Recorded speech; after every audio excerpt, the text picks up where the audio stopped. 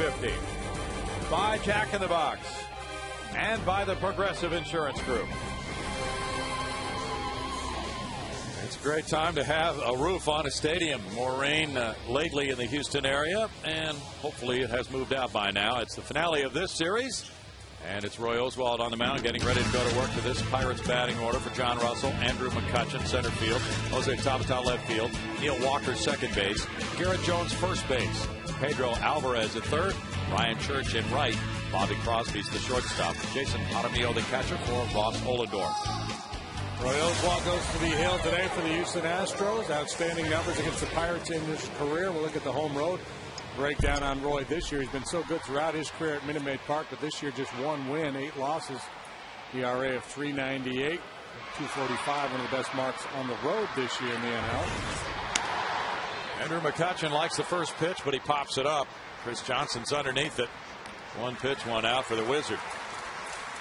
Chris Johnson handles that one for the first out. We'll take a look at the Astros as they set up here behind Roy Oswalt, Leadborn, and Pence. In the outfield, Johnson, Sanchez, Keppinger, Berkman cover the infield. Jason Castro back behind the dish. Q caught last night's game. Jason back there for Roy. Now it's Jose Tabata with the third baseman in tight. Oswalt powers a fastball for strike one to a 235 hitter with 1 homer, 6 runs batted in. The rookie is 1 for 8 in this series. And Roy slots that one in there for strike 2. Mark Carlson is calling the balls and strikes today. Tabata, 21-year-old rookie, obtained in the multiplayer trade from the Yankees in 08. And he hits that one foul now to play along with today's starting pitcher, Ross Ollendorf, and last night's starting pitcher, Daniel McCutchen, as well as Jeff Karstens. Daniel McCutchen was optioned to AAA Indianapolis after his start here last night. Line to third. 2 down. Might have cracked the bat. Didn't sound all that great. And it's out number 2. Jeff Blum is down with bone chip surgery, and the boys are rallying around his jersey today, JD. Win one for the Blummer. Shea Mike might be at the root of that. Now Neil Walker, the Pittsburgh native, takes ball 1. 291 for Neil. 3 homers, a dozen runs batted in. With good numbers as he gets some regular playing time as a major leaguer, and he's gone 2 for 8 in this series. Oswalt 14-7 lifetime against the Buccos. And the curveball is low. Roy has had a real hard time winning at home this year. That certainly has gone against the grain of his entire career, but he is 1-8 in this ballpark this season. His ERA here 3.98. Not a lot of run support.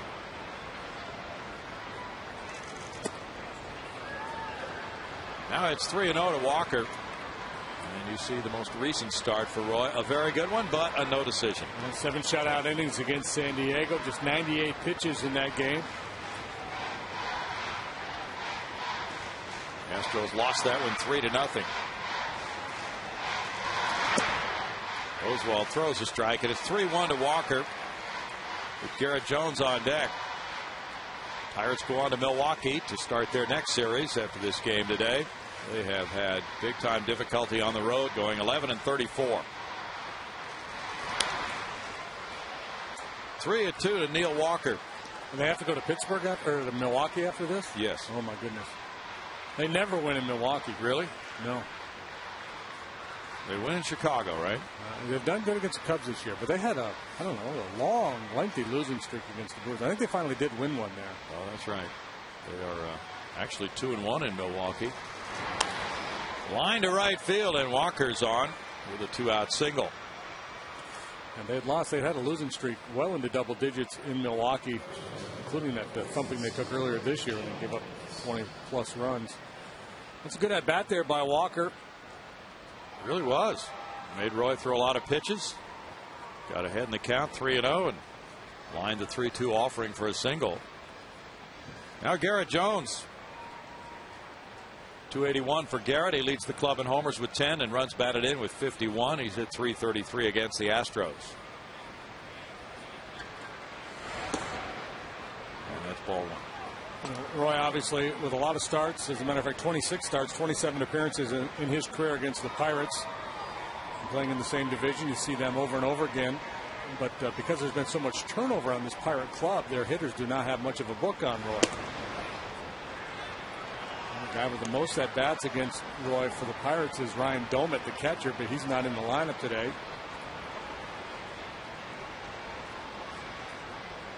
Roy beat this club here on the 23rd of April. He allowed 2 earned runs in 7 innings and won the game 4-3.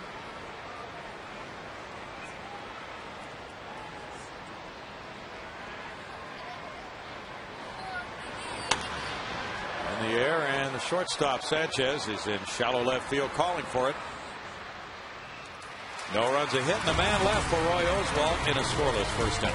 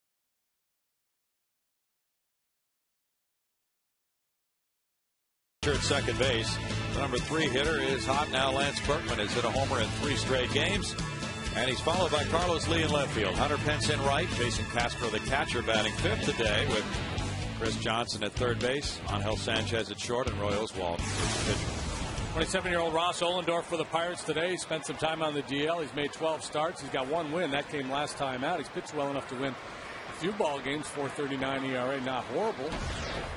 Picked up his first win last time. Michael Bourne to left field.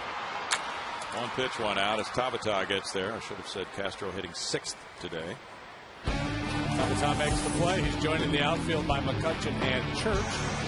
Pirates have made a lot of errors this year. New players, Pedro Alvarez at third base. Bobby Crosby did both struggled a little bit. Walker Jones covered the right side. Jaramillo behind the plate today, spelling Ryan Domet. Jeff Keppinger has put together a 9-game hitting streak. And he hit perhaps one of his best bolts last night for a homer. Hit a long ball in the first inning. Touch off a string of 4 Astro homers last night. They're tops in a game this year. 283 with 2 homers, 30 driven in for Keppinger. He looks at that for a strike, and it's 1-1. During Keppinger's 9-game hitting streak, he's hitting .333 with 13 hits. Ohlendorf snaps one off, and it's a 1-ball, 2-strike count. Ohlendorf comes into this one with a nice head of steam, but he's never beaten the Astros. 0-5 with a 7.57 ERA in 5 starts. Native Texan, born in Houston. He grew up in Austin. Went to Princeton University. It's 2 balls, 2 strikes. After going 11-10 last season, making 29 starts for the Buccos, the wins have been elusive for him until he shut out the Phillies for 7 innings last time out.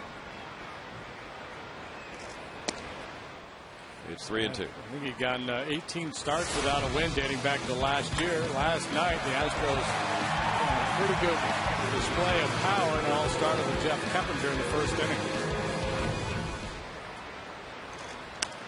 Keppinger jammed on that pitch, and he fouls it back to keep the count full. Ohlendorf, 27 years old. And last year, the Astros beat him 3 times. But overall, an effective year for Ross as he wound up with an ERA of 3.92 last season. Drafted by Arizona in 04, traded to the Yankees in 07. The Pirates got him in that trade. Bouncer to third. And the throw from Alvarez is on target, 2 outs. Now Lance Berkman will bat. Lance has done well against Ohlendorf, 6 for 13 with a homer, 5 runs batted in. Hit his 10th homer of the season last night. 3rd in 3 games. Those are the career numbers for him. He's starting to put some things together recently.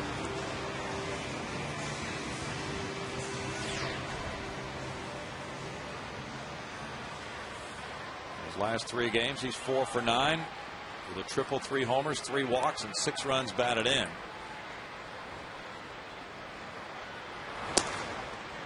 There's strike 1 to him. Lance has scored 999 runs now in his career, and he was the last Astro to homer in 4 straight games back in 07. So that 1,000 runs scored is a big number in any player's career. He's 1 away. It's 1 ball, 1 strike. Carlos Lee on deck.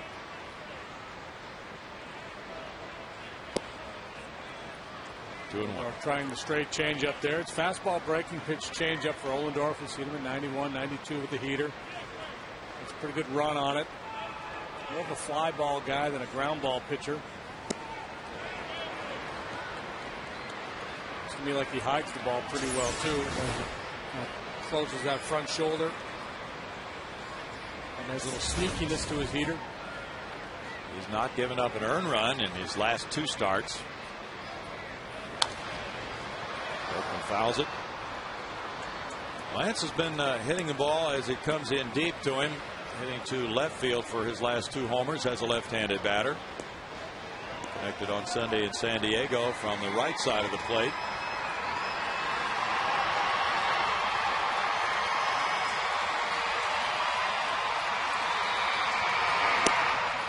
That's up, and it's ball 3. Second straight full count here for Ohlendorf. Ross is 0-3 on the road in 5 starts this year. He was down with lower back spasms for a while this year.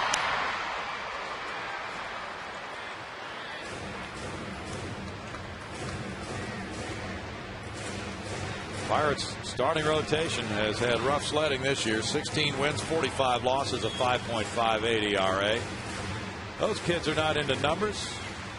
They're having a good time today. In the upper deck down the right field line, we see some out in the right field area. A lot of campers here today. Yeah. Berkman to left. Can he do it one more time? He lifts it to left, and it's a fair ball, and that's 4 in a row. 4 home runs in 4 games for Lance Berkman, and this will be the 1,000th run he scores in his career. The 3rd Astro to reach 1,000 runs scored. By taking full advantage of the Crawford boxes here in this series against the Pirates. And again, big smile breaking out across the face of Lance Berkman. Good battle there, works the count full. Fastball down. He had fouled off the previous one that was up, and you see Jaramillo pounding his mitt in frustration. He knew that ball was likely to get out of here. Home run number 11 for Lance. Now Carlos Lee pops one up. Garrett Jones underneath at first. And in the first inning, Berkman continues his home run string, and the Astros lead it 1-0.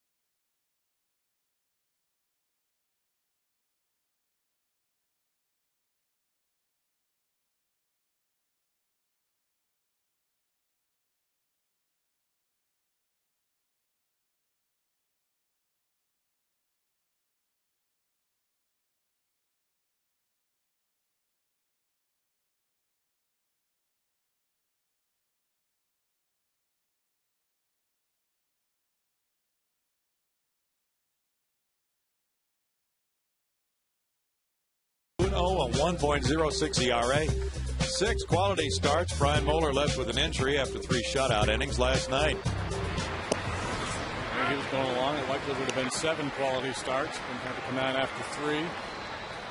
Unfortunately, the Astros just 4-3 over those 7 ball games. They ran into very good pitching from the Padres at the end of the last road trip. Pedro Alvarez trying to pull the trigger is late on that one. And it's no balls, 2 strikes to a 2-0-3 hitting Alvarez with 2 homers, 9 runs batted in. He's gone deep twice in his last 4 games. Ball missing in, and it goes to 1-2. Roy is 2 away from the club's all-time lead in victories. 144 set by Joe Niekro. Tap to first. Berkman is there. 1 down. Roy has been in that position now. This is his 4th start. After climbing within 2, he lost back-to-back starts with the Giants and the Rangers. No decision last time out against the Padres. So the speculation continues. Will he be around long enough to claim that spot atop the leaderboard? Or will he be dealt? Trade line approaching. Jack's Energy is more concerned with the location of these pitches. Keep an eye on that for you as the afternoon unwinds. Jackson does not speculate. This is very factual. Ball 1 to Ryan Church. That one goes foul. It's a 1-1 strike count to a man with 3 homers, 16 runs batted in. Church in his last 3 starts has gone 5 for 11 with 2 doubles, a homer, and 3 runs batted in.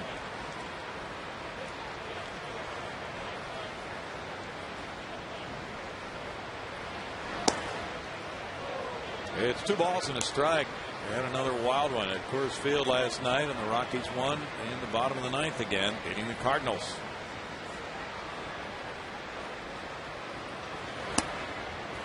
Dexter Fowler, 3-run homer in the 8th to tie the game, and then Chris Iannetta, a solo shot in the 9th to win it.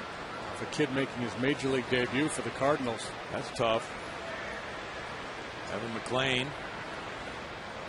Final score was 8-7 Rockies. Houston Street beating McClain. Presumably Ryan Franklin wasn't going to be used in that game under any circumstance. That's ball 4 in tight, and it's a 1-out walk to Church. Well, a walk to Church is a nice thing on a Sunday morning. It's not too muggy and rainy. What Roy wanted on a Thursday afternoon. And it's Crosby coming up. 239 for Bobby Crosby, 1 homer, 11 runs batted in.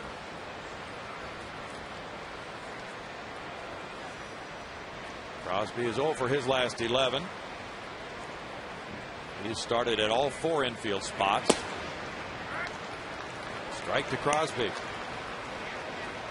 Felipe Paulino threw a little bit of a simulated game today on the field.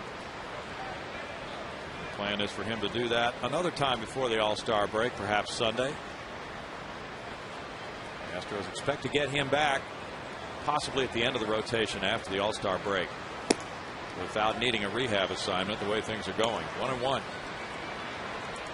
Evidently the plan is not to disable Brian Moeller, but just to have him work on that groin area and then slot him back at the end of the rotation also after the All-Star break. Perhaps he won't need to go on the DL.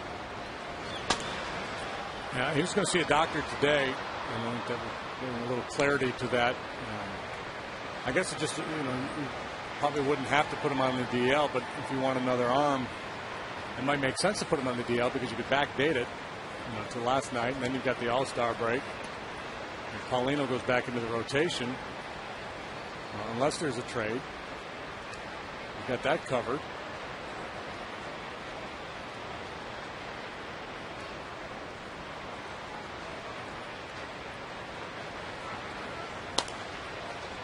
Sometimes the DL is a good thing for a player because it takes the pressure off of trying to get back to shut a guy down and no, you're not going to get back until such and such a date. So let's get this thing tightened up. How about Arnie going back behind the dish to catch Paulino? That's impressive. It's really impressive. because you know, that's not some soft tossing lefty. That's Paulino throwing 98 miles an hour. Arnie's back there. Okay, now we're racking our brains for the last time a pitching coach went back and caught. Can you remember? I know Jimmy Wright used to do it. Here, I can't think of it. I don't think Mossy did it. You know, Hickey might have, you know, caught guys in the bullpen a little bit, but I don't know that he would catch a simulated game.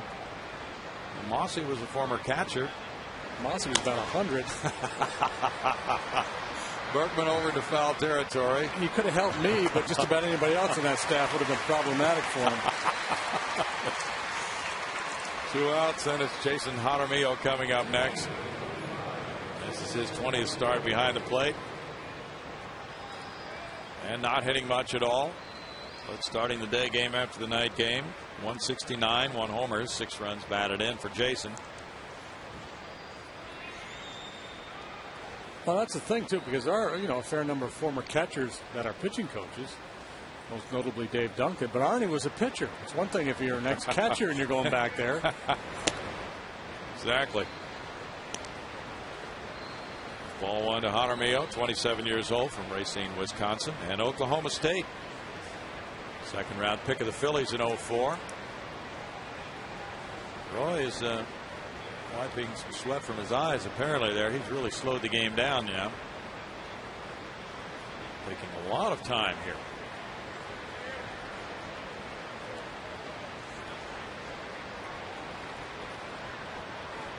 Apparently the White Sox have lost Jake Peavy, perhaps for the rest of the year now. Good friend of Roy. 1 ball and 1 strike.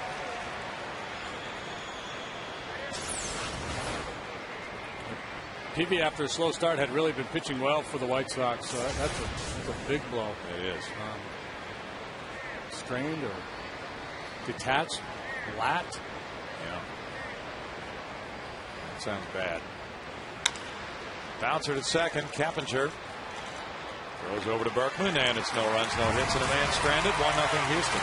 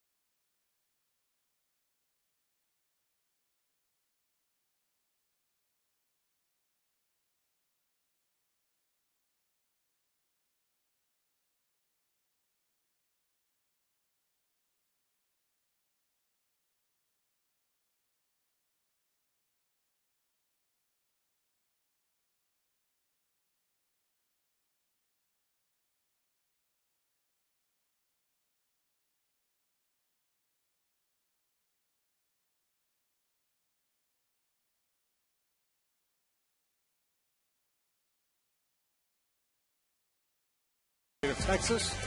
To learn more about Chevy's commitment to youth league baseball, check out ChevyTexasBaseball.com. Got the red shirts and the green shirts here. Got some green hair also. Hunter Pence leads it off. 1-0 Astros, bottom of the second inning. Ohlendorf misses, and it's ball 1 to a .259 hitter with 12 homers, 39 runs batted in. Hunter's 3 for 6 in this series, with a long ball coming last night in the 6th inning. It's a 1-ball, 1-strike count. Astros hit 9 home runs in April. 22 ball games. So far in July, in 6 games, they've hit 9. 2 balls and a strike. Well, Berkman, Lee, and Pence all showing some signs now of getting things together at the same time. That's what they've been talking about. It's 3-1 to Hunter.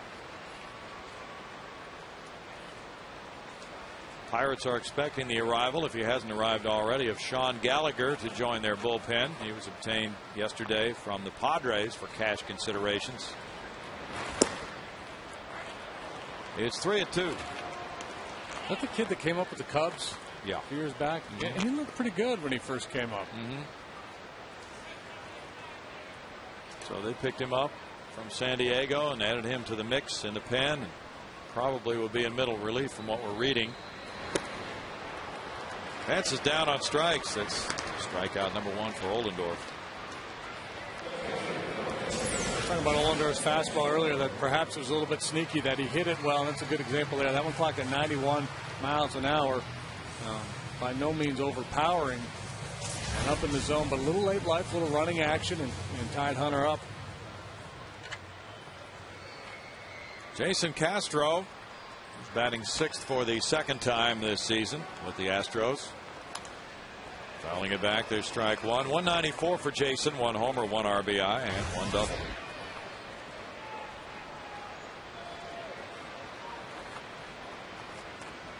The Astros 5-0 against the Pirates. They've won 8 of their last 9 from Pittsburgh here at Minute Maid Park, and over the years they're 55-28 here against the Buccos.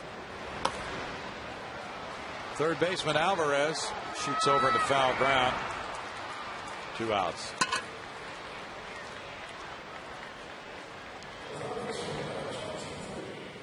Last 9 games have gone definitely in the Astros' favor, winning 8, losing 1, 294 batting average, 50 runs to 18, and so on down the line. And winning 15 of the last 18 against the Buccos here. Brad Mills likes Castro 6, Johnson 7, just to break up that string of right-handed hitters to make it a little more difficult on the opposing manager when it comes to relief decisions later in the ball game. If Johnson were 6, Castro 7, then you'd have Lee, Pence, Johnson consecutively, and you could bring a right-hander in and not have to worry about a left-handed bat for a while.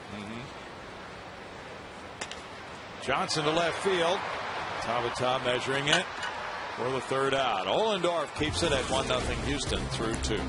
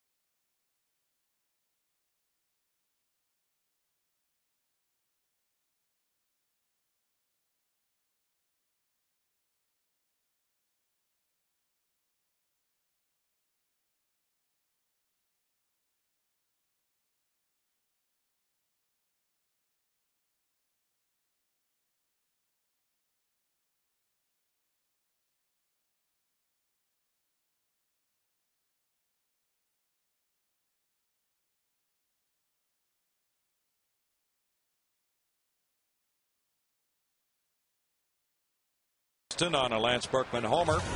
Roy Oswalt pitches to his mound opponent, Ross Ollendorf, leading off the 3rd inning. Ross has 1 hit and 15 at bats. There's strike one. As you might imagine from his Princeton education, Ross, a very intelligent man. He and his family, with his father Curtis involved, been raising Longhorns for 15 years. Fly ball to center field, and he's really into agriculture. Let's go to Bart. Yeah, Bill, I want to let the fans know that they can join the Astros this Saturday for the 2010 Bayou Bash. Purchase a special ticket offer and enjoy a Cajun celebration from 4 to 6 before the Astros take on the Cardinals. Enjoy a live Zydeco band, Cajun food, beer sampling, and an exciting night of baseball right here at Minute Maid. Go to Astros.com/Bayou for tickets. Bill, back to you. Sounds like a great time. We hope to see you here for that. I think you probably should just drink the beer and not sample it. No. McCutchen takes ball one. Oh, you've got wine tasting. Haven't heard of beer sampling, though. McCutchen popped up on the first pitch of the game. Now he shows bunt, and that one gets by. It's a 1-1 strike count. I was saying he did not bunt at it.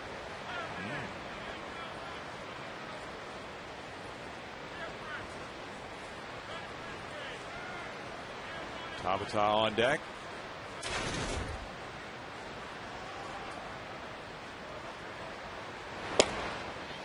That's a strike, making it 2-1. White Sox and Angels are underway in Chicago. It's 1-0 White Sox after 2. John Danks on the mound for them. Keppinger to his left. Takes care of the second out.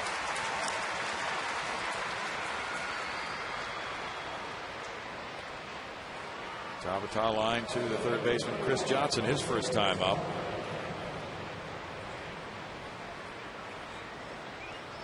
San Francisco got a run in the top of the first at Milwaukee and leads 1-0 against Manny Parra. After one, Barry Zito going for the Giants. A lot of the action is later on tonight. Anybody can focus on anything other than LeBron James and where he's going to play. What do you think? Unbelievable. What's your best estimate on that? That's just get a kick out of that. It's crazy. It's a 1-2-3 third, and it's a 1-0 lead for Roy Oswalt.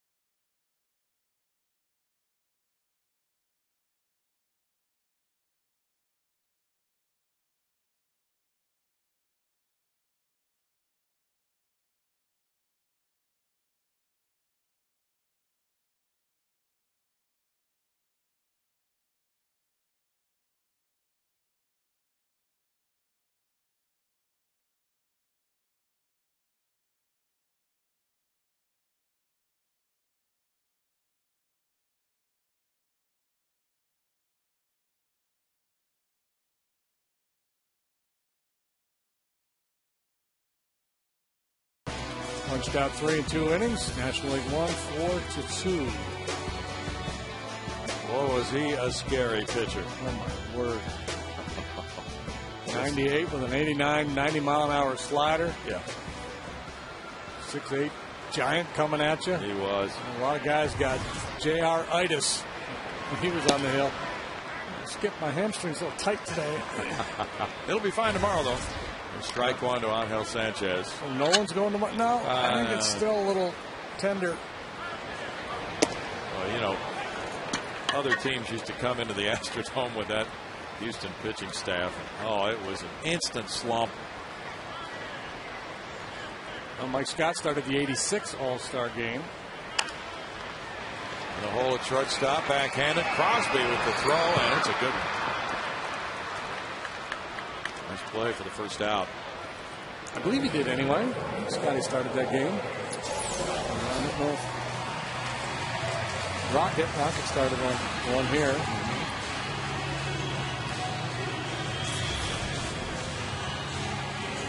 Roy Oswalt with 3 hits and 23 at bats comes up with a 130 batting average against Ross Ohlendorf. And he and his family have been raising Longhorns for 15 years on the Rocking O Ranch south of Austin. They have about 300 head of cattle on 2,000 acres.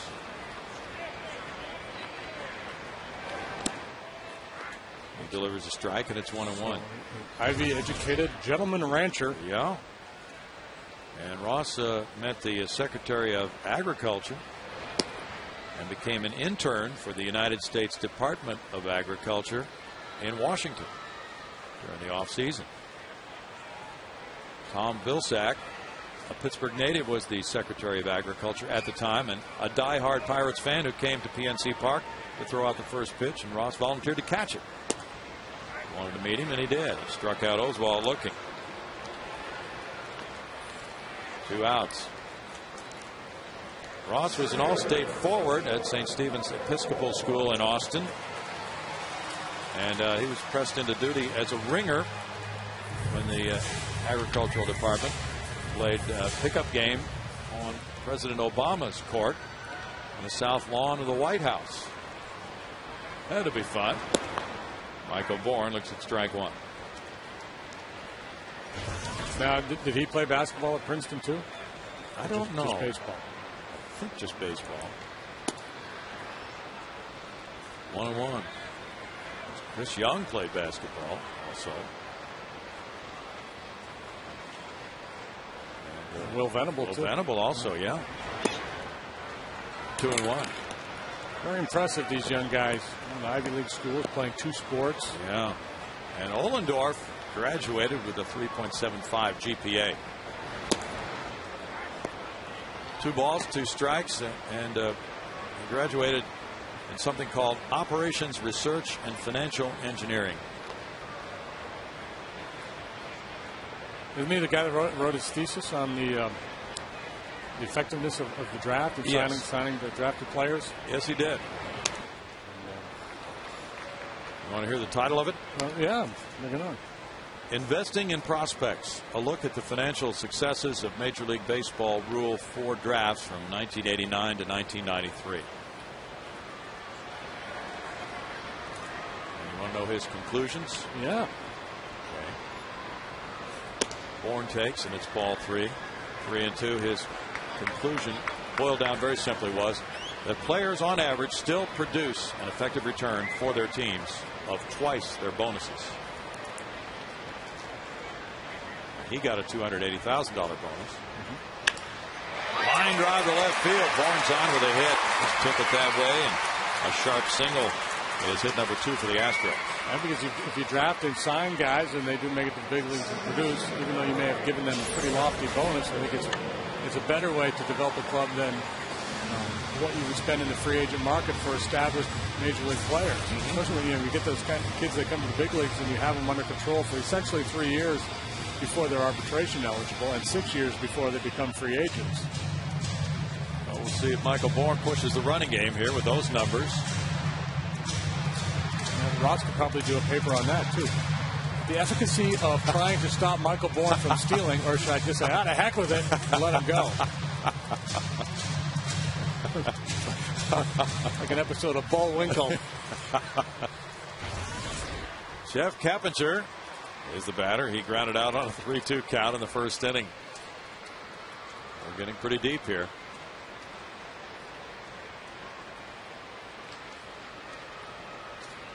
Ohlendorf holds the ball a long while and delivers ball 1.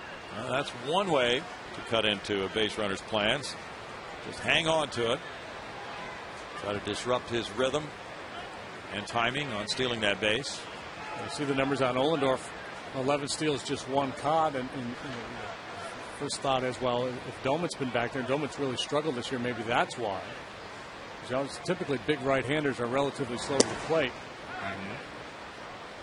Well, last year there were 12 steals in 20 tries.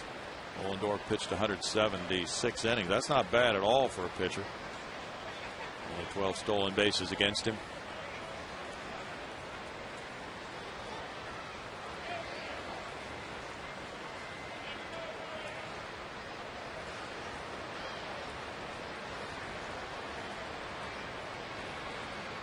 Once again, after a long pause, he delivers, and this time he misses. It's 2-1. 2-1 is a good running count.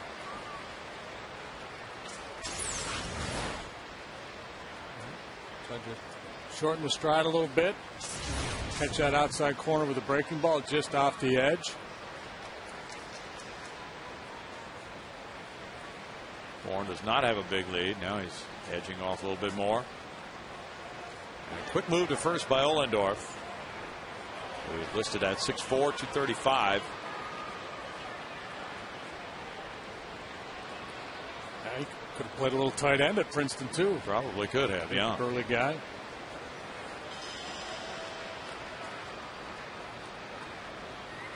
Bourne in a box.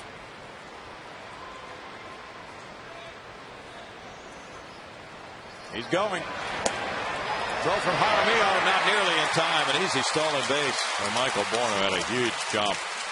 That's number 28 for the National League leader.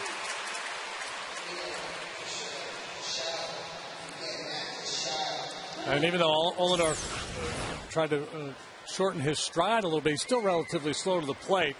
You see Michael popping up there as the ball got to Crosby, the shortstop covering. Not only did they get the bag, but the ball was called the ball. So now Keppinger hitting in a very favorable count. 3 balls, 1 strike. Bourne is now 6 for 6 in stealing bases against the Pirates this year. The Astros as a team are 9 for 9.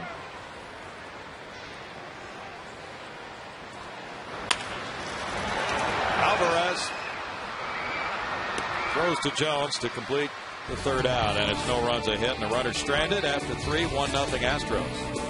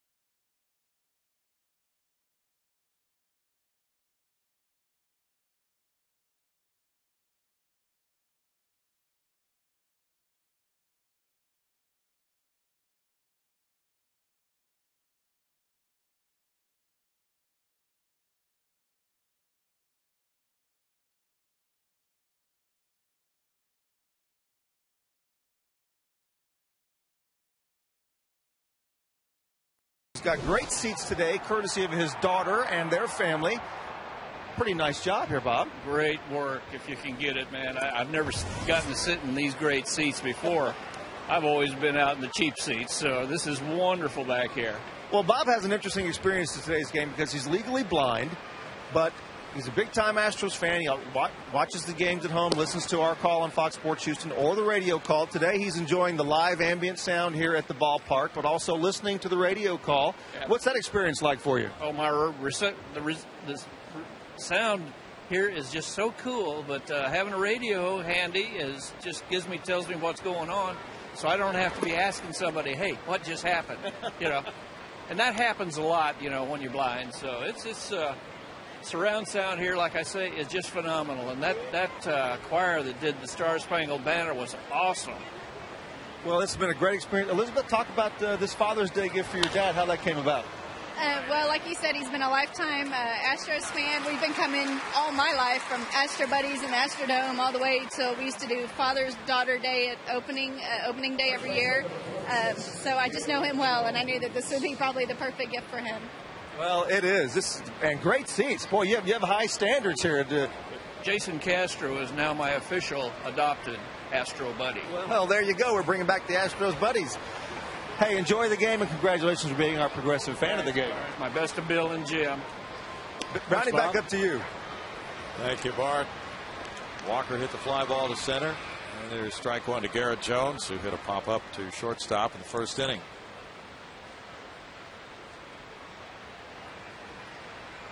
I bet you his hearing is so keen. And we talk a lot about how the ball will sound different off certain guys' bats. I bet you he can tell. I bet you he can tell when he's sitting close when the ball's really well struck. And it's kind of got to be exciting. You can't see it, but you know, boom, well, that could be trouble in the gap. You know it. Foul ball back, 1-2. We often talk about the sounds of the game, and that's what makes a lot of fans, just the sounds that they would hear at a baseball game, and how well struck a ball is when it meets that sweet spot on the bat squarely. Or now, we have these microphones all over the field now. You can hear the runner hit the base, or the ball hit the mitt. Swing and a miss, and Oswalt snaps off a curveball to strike out Jones. That's number one for Roy. Yeah, this started a little atypical for Roy. He has been striking out the hitters at a pretty high rate this year. Number one comes on a breaking pitch.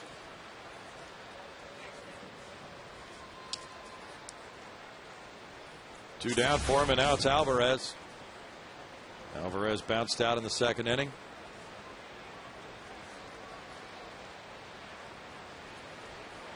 We've seen some scouts from other teams who aren't about to play the Astros anytime soon.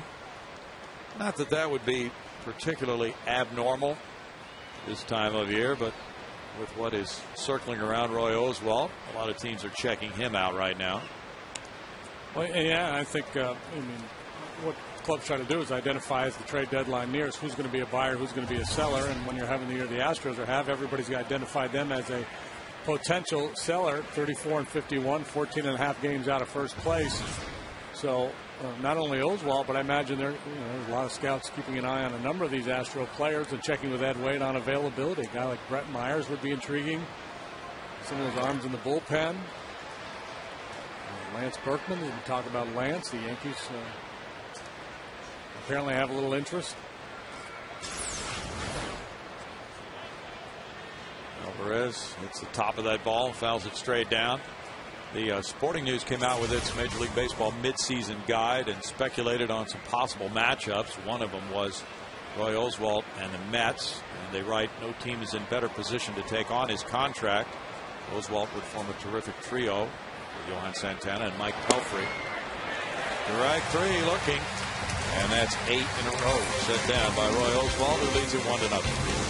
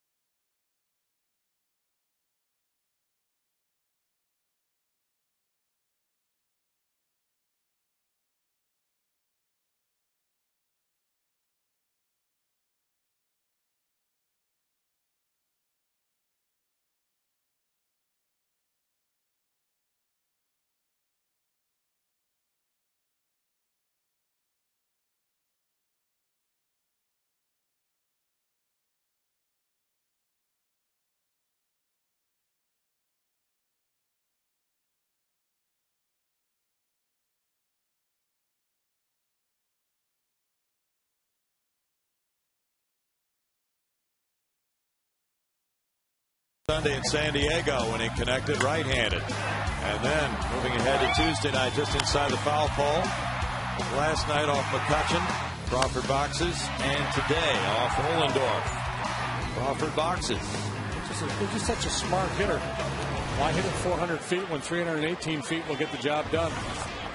Save some of those feet.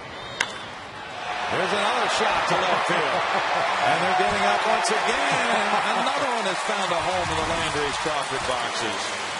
2 more home runs today. Give him 12 for the year. What a run. He's going off in a home run barrage now. Yeah, cover your ears. Here comes the noise.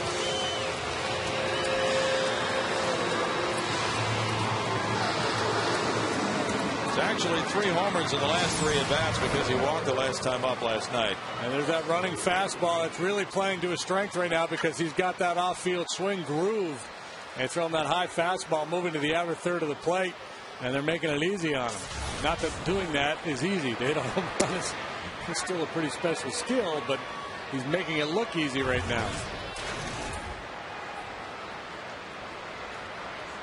Strike 1 to Carlos Lee, who popped up first time up.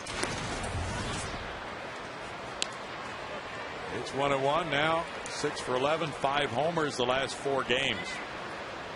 25th multi-home run game for Lance. 2 balls and a strike.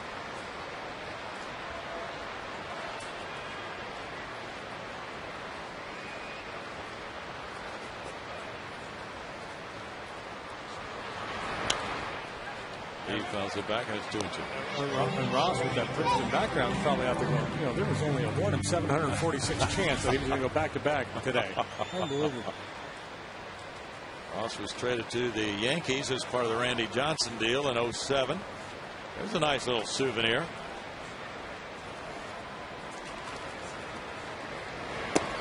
In tight.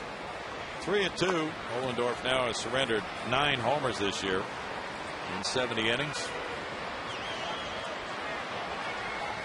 Pirates have given up now 96 long balls. Into left field, a single for Carlos Lee, hit number 4 for the Astros.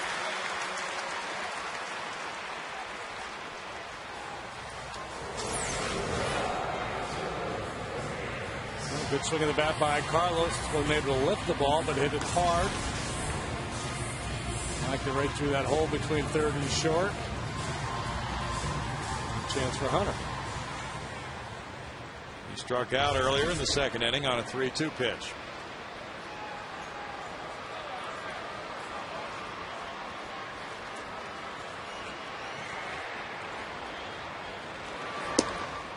He looks at ball 1 there. The Astros now have hit 10 home runs against the Pirates this season. This is their 6th game against Pittsburgh.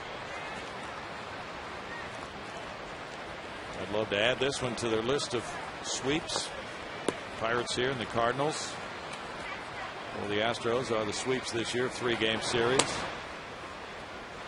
Cardinals coming in tomorrow night with Bud Norris facing Adam Wainwright at 7:05. Norris 2-5 with a 5.98 ERA. Wainwright 12-5 with a 2.24. Look at those numbers and you think that's a lopsided matchup. But when you consider what Bud Norris has done against the Cardinals in his career, you think twice. He's 4-0 with a 0.35 ERA in 4 starts against St. Louis. Ollendorf home run, sharp single, a little unnerved. 3-0 now to Pence. Pence draws a walk. AT&T has trivia. That's the first walk of the game for Ollendorf. Let's see what the good folks at AT&T have for us. Name the 2 other active players from Princeton University. Well, we talked earlier about Chris Young is on the disabled list and Will Venable. Anybody else you can think of? Bill Bradley in Princeton.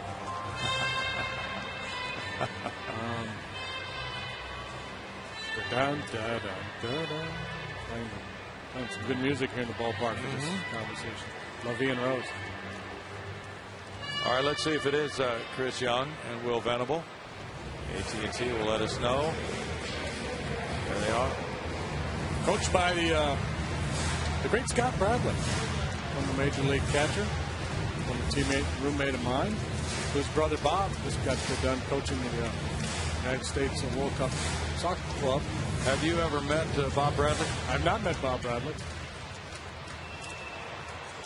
Jason Castro, the batter now. 2 on, nobody out. Castro fouled out to the third baseman first time up. And another brother, Jeff, is a sports writer. Well, you might be doing a book on his other 2 brothers then, the way things look in that family. Fouled away. There's strike 1 to Castro.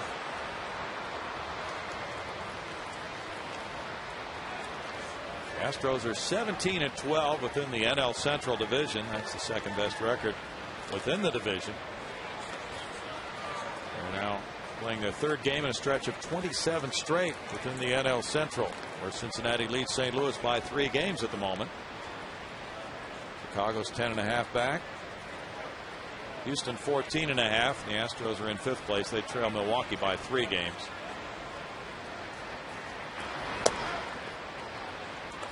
Ball 1 to Castro. It's a 1-ball, 1-strike count. You wouldn't say that Ohlendorf has a particularly smooth delivery. I think that adds to his deception, but right now it looks to me like he's trying to overthrow a little bit.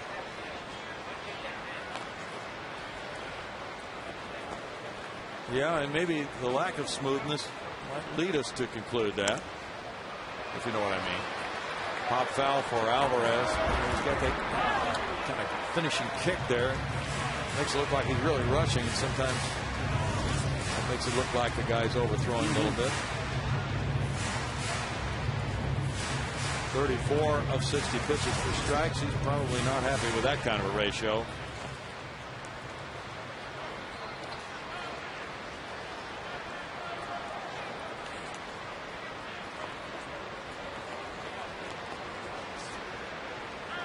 Hope you got to see that little clip on Ariel Ovando on the Astros Live pregame show. He got quite a signing bonus. Castro's down on strikes. That's out number 1. Third strikeout for Ohlendorf. Well, he makes a nice pitch here, climbing the ladder to run this high fastball as we look at the delivery. Just a little violent at the end, but pretty solid.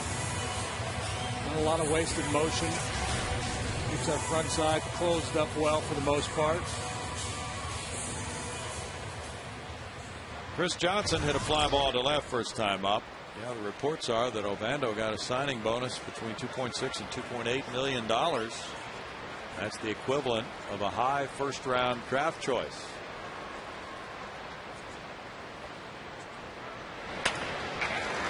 Bounce wide of third base, and there was a little clip of him in the batting cage on Astros Live before the game today. Interesting looking player, and projected to do extremely well. He won't turn 17 until September 15th, and he'll be at the Astros Latin American Complex in the Dominican until the Instructional League rolls around in September, and he'll go to Kissimmee.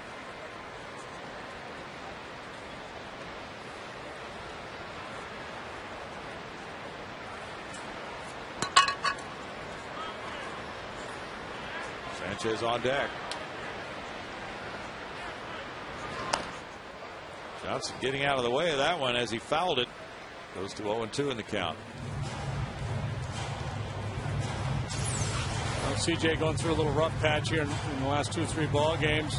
Maybe a little anxious there. Got it started early, and that fastball ran in on his knuckles.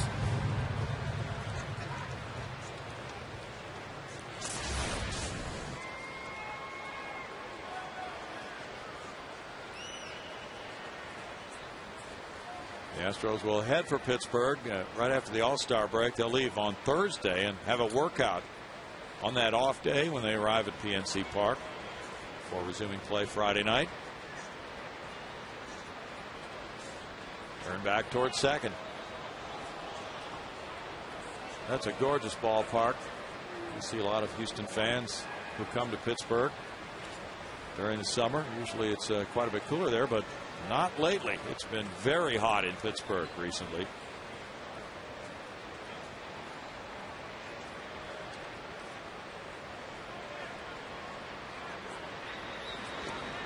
Swing and a miss. The curveball bounces up off the screen. And Johnson will go to first base. Jaramillo unable to stop that. As the runners advance on the wild pitch, presumably. Bases are loaded. Well, not really, because Johnson's out. There was one out with the first base occupied, so that's a strikeout, and number 4 for Ollendorf.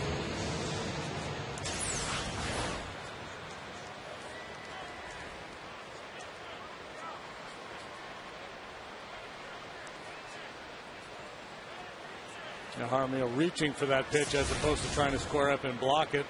That's a tough ball to block, though. That curveball out in front of the plate like that. Tough one to contain.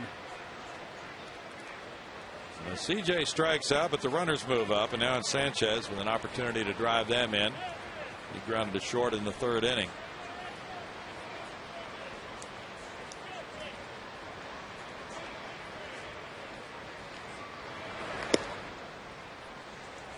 Sanchez looks at ball 1 upstairs.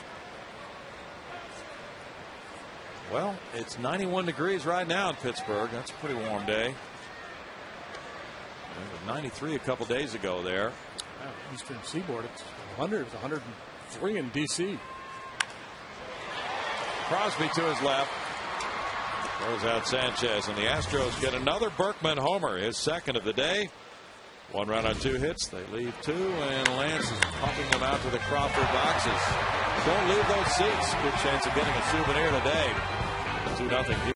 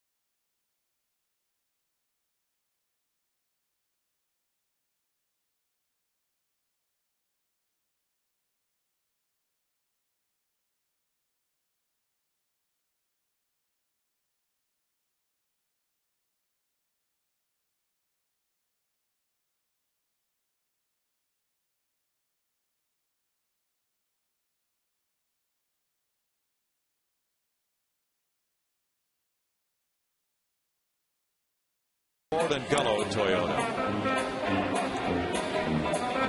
Roy Oswalt pitching and throwing ball 1 here in the 5th inning. Ryan Church taking that pitch down and in, and we're underway in a 2-0 game with Roy's 5th inning of work. He walked Church in the 2nd. Now he falls behind him. 2 balls, no strikes. That's the only walk for Roy on the scorecard so far today, and he also gave up a 2-out single in the 1st to Walker, the only Pirate hit. That one's fouled, and it's 2-1 to Ryan Church, 31-year-old veteran. He was the Montreal Expos minor league player of the year in 2004 and came to the big leagues that year for the first time. Then they moved to Washington. He moved with them. Had a 70 RBI year there in 2007. Little dribbler goes out to Roy. 1 out, and we go to Bart. Well, hey, Astros fans, how about the chance to see 10 Astros games for only $20? For a limited time, you can get an outfield deck seat to 10 select Astros games for just $20 with the 10 for $20 plan. That's just $2 a game and a savings of $50 per plan. The offer is only available online, so go to Astros.com to get yours now. $2 a game, Brownie. $2? $2. Pretty sweet. That is a great deal. Bobby Crosby, the batter. Did you say 2? That number again would be 2. So that would be. You can't get a bottle of water for $2. No, not days. 1, not 3, 2. So that's one more than one, Bart. Correct. 1 ball, 1 strike. 5 is right out. In this 2-0 ball game. That's amazing. Ticket for $2 to a Major League ball game. When you were a kid, JD. Yep. Let's go back to your first Major League game ever. You attended what? In Montreal, maybe? Montreal, yep. Probably 1969. I was 9 years old. Do you think that you paid as little as $2 for that ticket then? I didn't pay anything. Okay. I have no idea. I would guess $6 or $7. Yeah. Chris Johnson to Lance Berkman, who stretches over on out number 2. Yeah, but point being, even then you couldn't get a ticket probably for $2. 2 down now for Roy, and here's Jaramillo. Well, that's the one thing baseball has done, because they have so many games. Obviously, it's easier for them to do than the other sports. But in most ballparks, I think you can get some pretty good deals in the upper deck, but Astros are making it very affordable to come to the ballpark this year. Yeah, there's some terrific plans available. Banged up the middle, diving play, Keppinger from a knee, and the scoop by Berkman gets him. Terrific work by Keppinger and Berkman to throw out Jaramillo. It's a 1, 2, 3, 5th, anything but routine here as the second baseman gets it over and the first baseman digs it.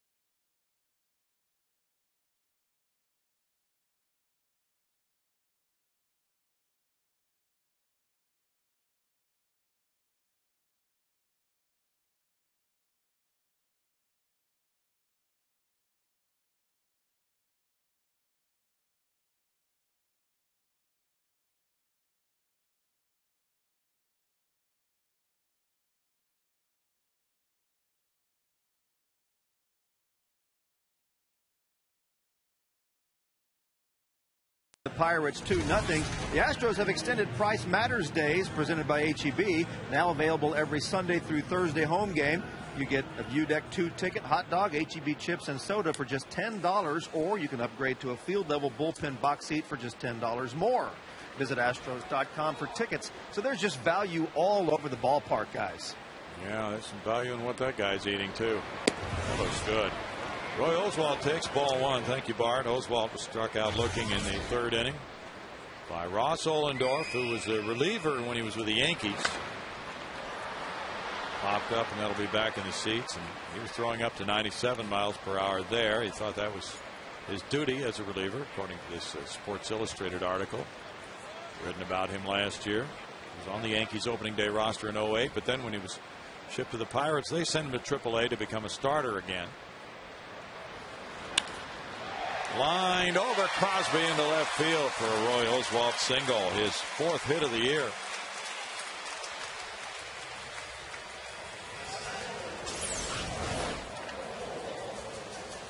Roy getting it done on the mound and now in the batter's box. He's doing what he has not allowed the Pirates to do since the second inning. Reach base against him. He's retired 11 in a row. Now he becomes a leadoff base runner for Michael Bourne. Bourne 1 for 2. He lined a single to left.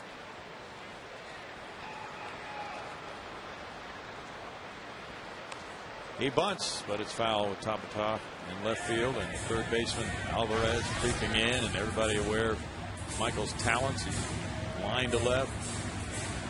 Big bunt here, and we'll see what he does on the next one. Strike one to count. Scott Bradley says in baseball, they say you want to be smart, but not too smart. Foul away. But and Scott said, you know, sometimes major leaguers are scared of too much intelligence, but Joe Kerrigan, the pitching coach of the Pirates, a very intelligent guy. So there's a good fit here with Ohlendorf and Kerrigan. Well, yeah, intelligence is good, but you certainly can't get to a point where you overanalyze and overthink things.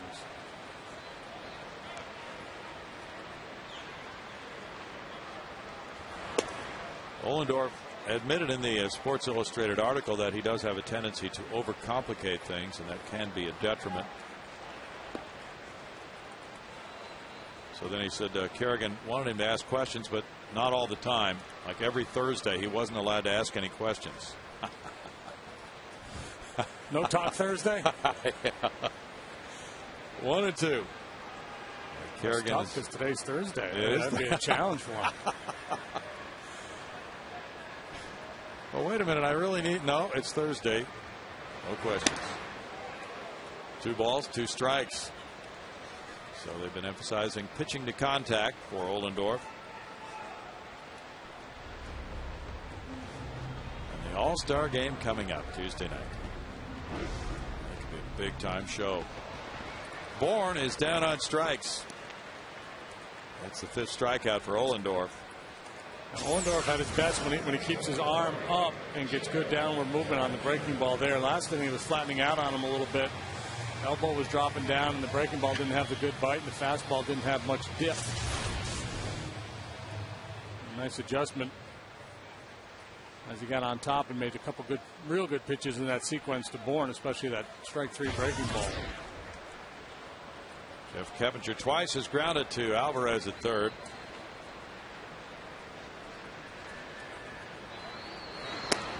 Ball 1. Keppinger was with Cincinnati when Wayne Krivsky, now scouting for the Mets, was the Reds general manager.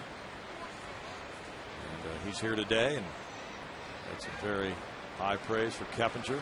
Hard-nosed ball player, good worker. And Wayne said he was very happy to see Jeff doing well. He said, in fact, Jeff's wife Morgan called me aside when we were at Cincinnati and thanked me for giving Jeff that opportunity to play there. That is very rare. It's a shot. It's caught in the air, and now the out at first base. Oswalt took off, but it was a line drive. We didn't know for sure if Alvarez caught it on the fly, but he did and turned it into a 5-3 double play. After 5, it's 2-0 Astros.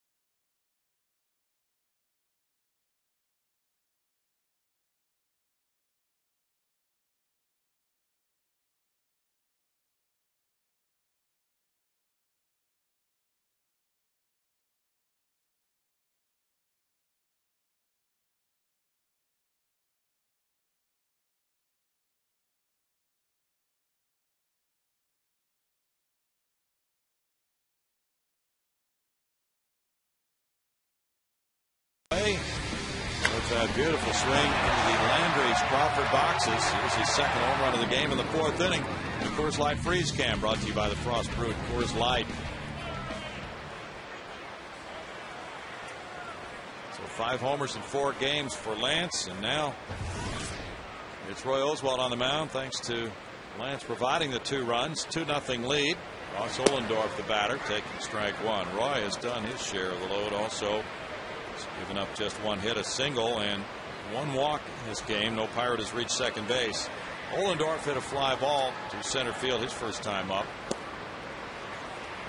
It's a good location on that heater at 94, and it's 0-2. That's Berkman's career high for homers in a major league game. 3, April 16th at Cincinnati in 0-2.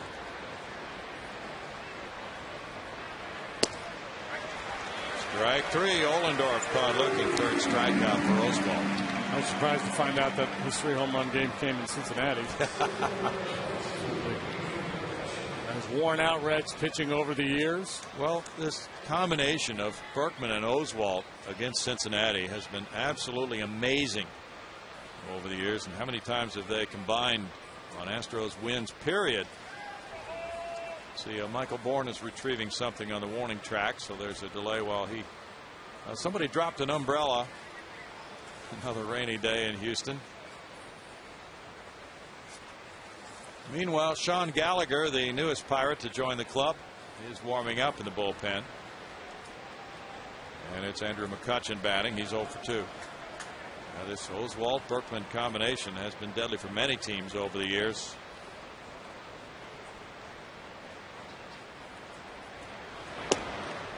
That's strike 1 for Roy. Well, and the Pirates can feel that too as Gallagher warms up.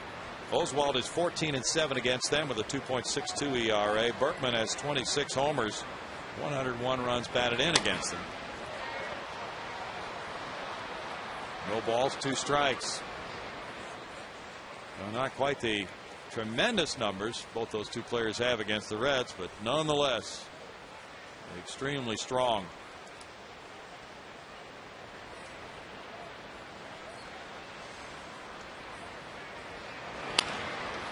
Grounded foul. So with Gallagher warming up in the bullpen, the 24-year-old right-hander coming in from San Diego, Daniel McCutchen, has headed back to AAA Indianapolis to make room for Gallagher. And the Pirates will need to come up with another starter for their rotation for after the All-Star break, and that'll be probably the series. And the Astros are there, although they wouldn't need that spot in the rotation for that 3-game series quite that soon. 1-2. Apparently they're going to get Zach Duke back from the disabled list right after the break, from what we keep reading.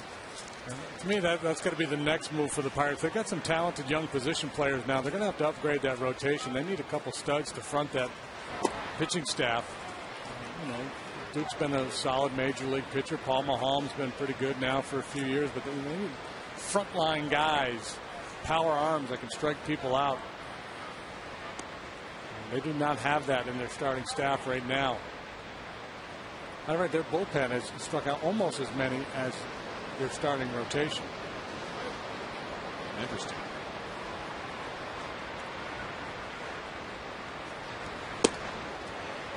Off the plate for ball 3, and it's a full count to McCutchen. Oswalt is at 70 pitches for the day. 46 have been strikes.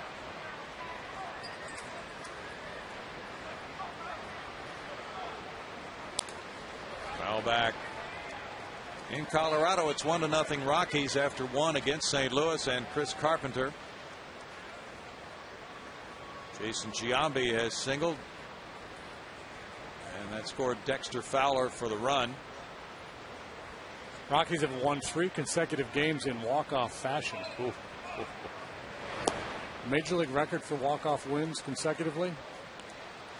The 1986 Houston Astros. 5 in a row. Doing more on defense features brought to you by the Home Depot, showing you this sparkler. Temperature diving, throwing from his knees to Berkman. He scoops it at first.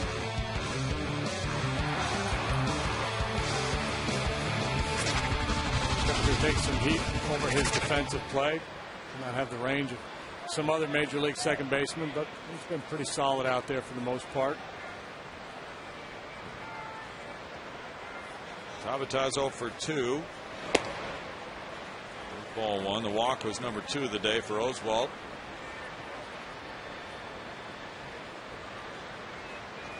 Apparently that was the biggest 9th inning to come from behind and win a game in Major League history when the Rockies got 9 against the Cardinals night before last. Ubaldo Jimenez is throwing today for Colorado. 1 ball, 1 strike. Let's see what a matchup. Jimenez and Carpenter. How about wow. that? Yeah, you got to take off work to see that kind of a game. Jimenez gave up 1 hit, no runs in the Cardinal first. Carpenter has 1 man out so far, with the Rockies getting a run home in the bottom half. So the Astros will miss Carpenter, but they'll catch Wainwright tomorrow night. Then Saturday night it's Brett Myers and Jeff Suppan. Sunday afternoon, Wandy Rodriguez and Blake Hawksworth. That takes you up to the All-Star break, and Jimenez could be the guy in the All-Star game Tuesday. Line drive to left. Carlos Lee in for the grab. 2 outs. Yeah, I would think Jimenez would be the guy. Josh Johnson now leads the league in ERA. Certainly could make a case for Josh being the starter, but Jimenez, the way, with the no-hitter and getting off to that great start, I tend to lean towards him if I were Charlie Manuel. Good point you're making, though, because Johnson did shutout ball again last night against the Dodgers, so he would be well rested to take that start as well. Neil Walker's 1 for 2. The throw goes to first.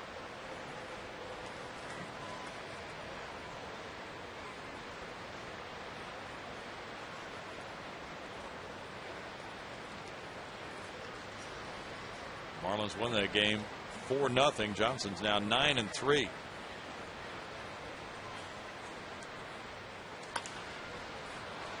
Fouled away, and Walker behind, 0-1 in the count.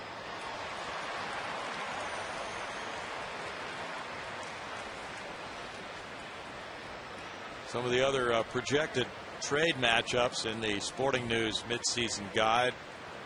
Things like Corey Hart of the Brewers going to San Diego.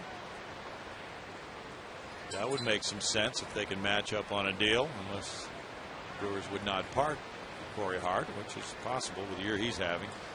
Runner going. Throw from Castro. It's there, and he's out. Wow. Jason Castro has thrown out 7 of 10. Wait a minute. They're coming back, and the umpire at third, Jeff Nelson, is bringing everybody back onto the field. I'm not sure what he's calling. All right, we'll find out. Calling a balk on Roy for not coming to a complete stop, perhaps.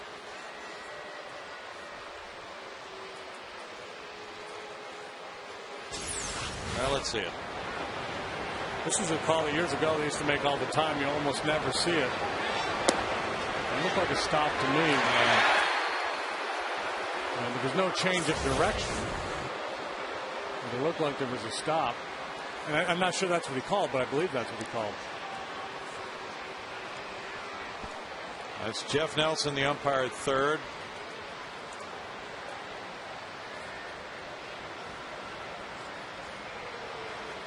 So we go back to an 0-1 count. And we have 0-2, but the count was 0-1. And the balk was called. So the runner goes to second base on the balk, and the count rolls back to 0-1.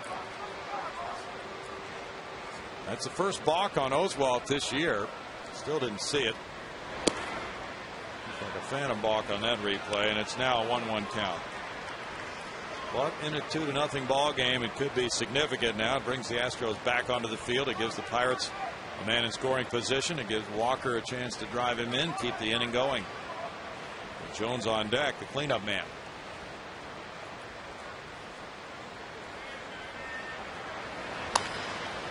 Bounce, and Berkman is there with a very good play to Oswalt.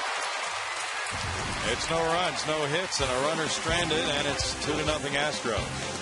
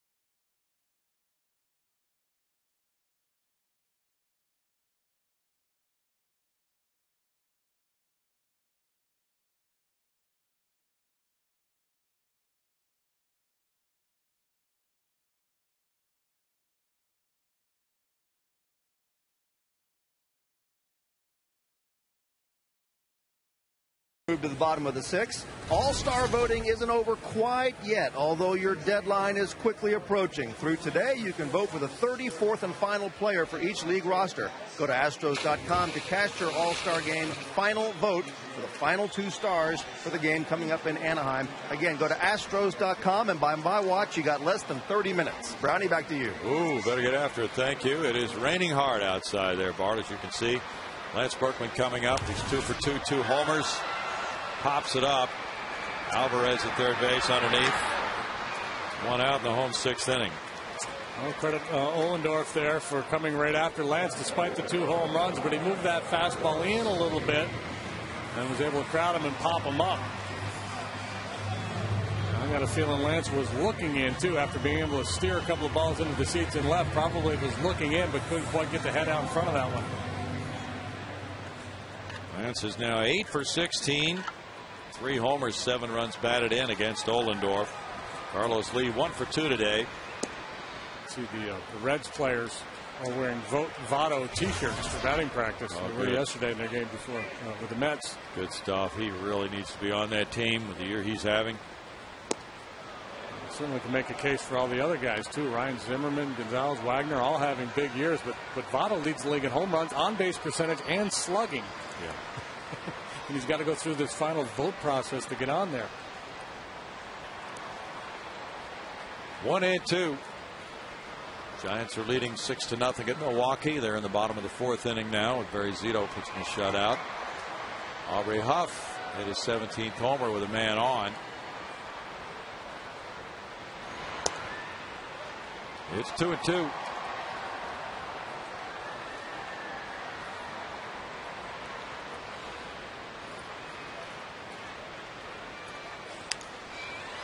In the air and foul, out of play. Still a 2-ball, 2-strike count. It is really raining hard in the downtown area. Yeah, I've been thinking about this LeBron thing. What do you think? This TV special he's doing tonight. You going to be watching? No, I think no. I'm going to go see Wicked tonight, as a matter of fact. Okay. Hobby center. Good plan B. Liner to left. Tabata back on the track. But I think we should pitch a show. And we'll put it on Fox here, and it'll be kind of like they do before the draft, you know, with Mel Kiper. But we'll do it with free agent class going into the winter. Okay. And with all the analysis and everything else you want, we could do a whole like they do that draft thing. We go instead of a draft, you do it with the free agents. That sounds good. Spotlight Astros draft Sunday at 10. Hunter Pence struck out and he walked. There's ball 1. Well, surely something else will be on at that same time tonight that we can watch. Just to boycott the whole thing. We'll find out about it in due time. It's not a big rush here. 2 balls, no strikes.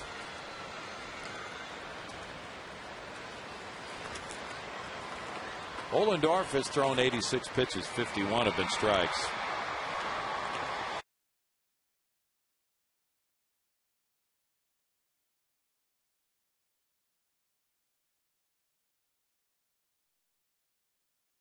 Really funny to talk about, do it like the whole Bachelorette thing, you know, where he gives roses and eliminates teams. Sorry, you're the weakest link.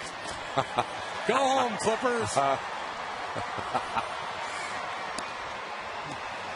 We could do a whole, make it like a court case and have each of the teams plead their case. Yeah, that'd be a good show.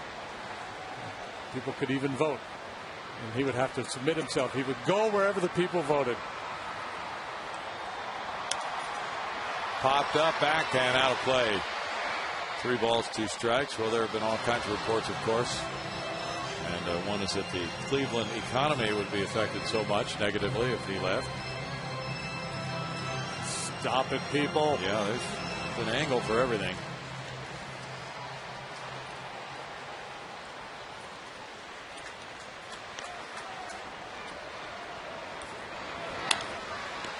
Between third and short into left field.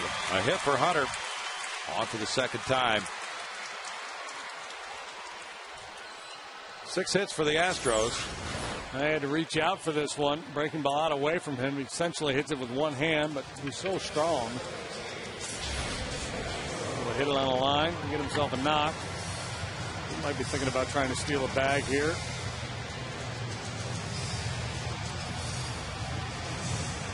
Ohlendorf has pitched well. Oswalt has pitched exceptionally well.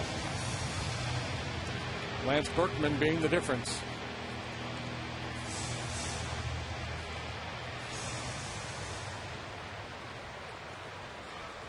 Now Jason Castro is fouled out and struck out.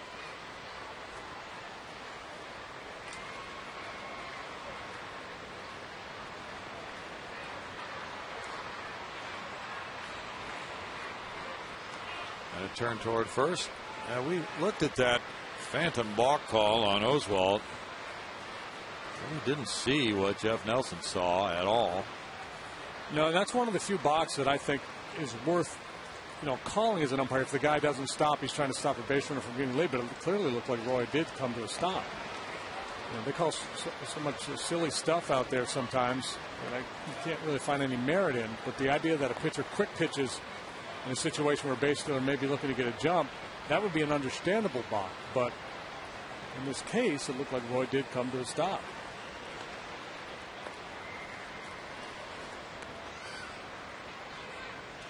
Ohlendorf stop. Yeah. There are a lot of nuances to that balk rule, too. Nobody knew that balk had been called until the Astros were off the field.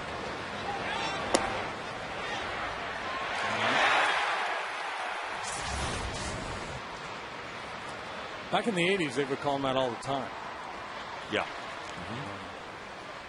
And so it was a point of emphasis. So you really had to make sure you came to a complete stop. You don't see it called very much at all anymore. I'm sure that one caught Roy by surprise. If you're playing in an era where they were calling that a lot, you probably hold it an extra beat longer just to make sure. Well, our eyes were diverted to second base because McCutchen was running on the pitch, so we didn't see the call by Nelson. The Astros didn't realize he had called a balk. But typically the umpire who calls it puts both of his hands in the air and calls that's a balk. Runner going. The throw is right there on the money, but not caught by Crosby, and Hunter Pence is safe at second. Beautiful throw by Jaramillo. But it escaped Crosby, and Pence is safe at second base. I just whiffed on it. Peeking out of the corner of his eye to see where Hunter was, lost sight of the ball. That ball should have been handled by Crosby.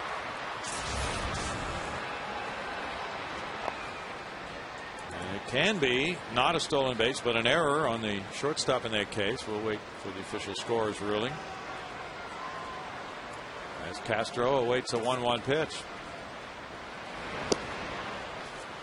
It's a good changeup by Ohlendorf, and it's 1-2 for Ross.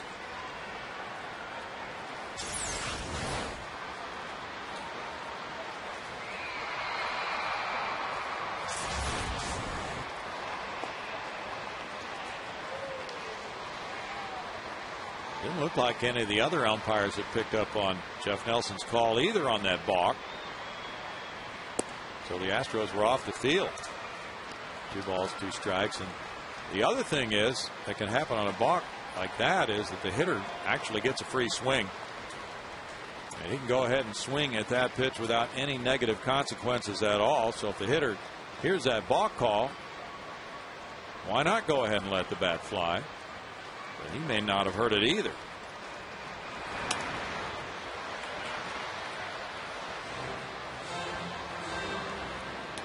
And then if the hitter were to put the ball in play and everybody were to advance at least one base, that would be the result of the play, not just the runner on moving up one base because of the balk. So if he hit a home run, that home run would count.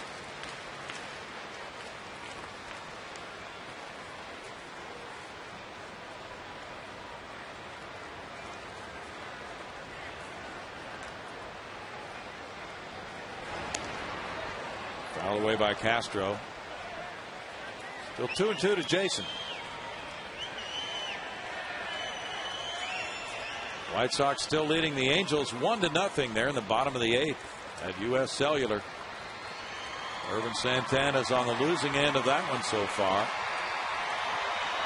That's quite a struggle in the AL Central with the White Sox, Minnesota, and Detroit right now. Very good race. I wonder what the White Sox would do to try to replace Peavy. Yeah. Foul back. Too long ago that White Sox club was in disarray, and they were talking about dismantling it. Played their way back into the race. And if they would be contemplating and making a run at Cliff Lee. Well, John Danks is certainly pitching well for them today. Detroit leads Chicago by 1 and Minnesota by 1.5. That is a terrific race in the AL Central. All these stories about the squabbling between general manager Kenny Williams and manager Ozzie Guillen have made for interesting reading. You know, if everybody leans to the same side of the boat tips over. Yeah. Got to have a little creative tension. Well, it's worked for them, that dynamic in Chicago.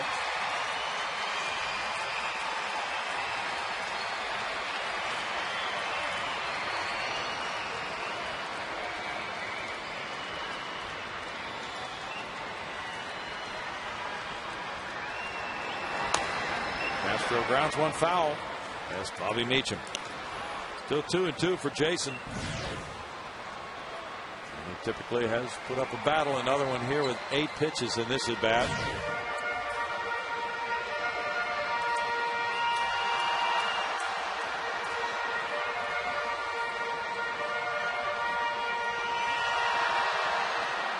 General manager Ed Wade, along with one of his daughters, watching the action from the seats right below us today. Ed provided us with the list of the Astros' top 10 prospects. We got a question from fan mail on the pregame show today.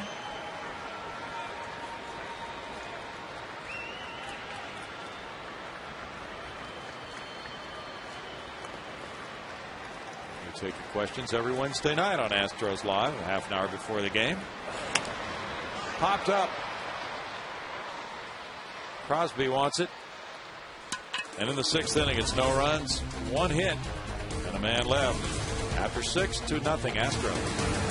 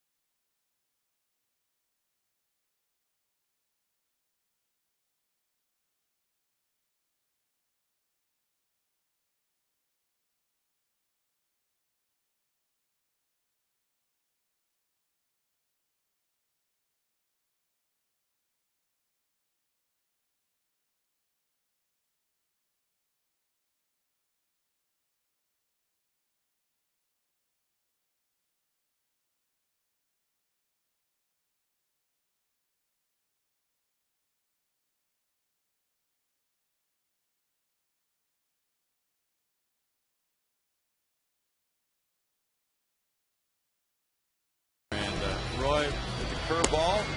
Hasn't had a high strikeout game, but very effective, JD. Yeah, just 3 punch outs. Also has a knock. Talking about the NBA earlier, and they talked so much about the 2-man game. That's today's story. Oswalt on the mound and Berkman at the plate. And all the Astros have needed. Garrett Jones hits one a long way foul. There's strike 1 to Jones. By the way, in that last inning, Hunter Pence was credited with a stolen base, his 10th of the year. No error on the play, even though Crosby failed to catch the throw from the catcher, Jaramillo. Great pitching line for Oswalt. It's 1-1. 81 pitches for Roy so far. Alvarez and Church to follow Jones. 3 left-handed hitters in a row. The count is 2-1.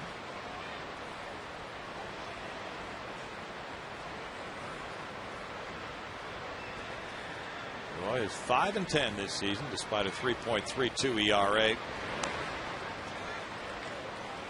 2 balls, 2 strikes. The Astros are 6-11 in his 17 starts. He's come up against Tim Lincecum 3 times.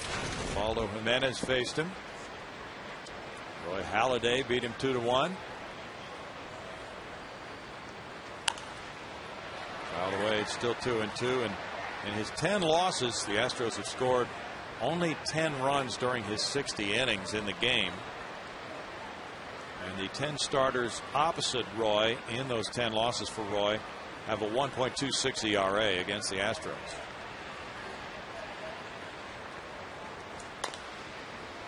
Bouncer goes foul.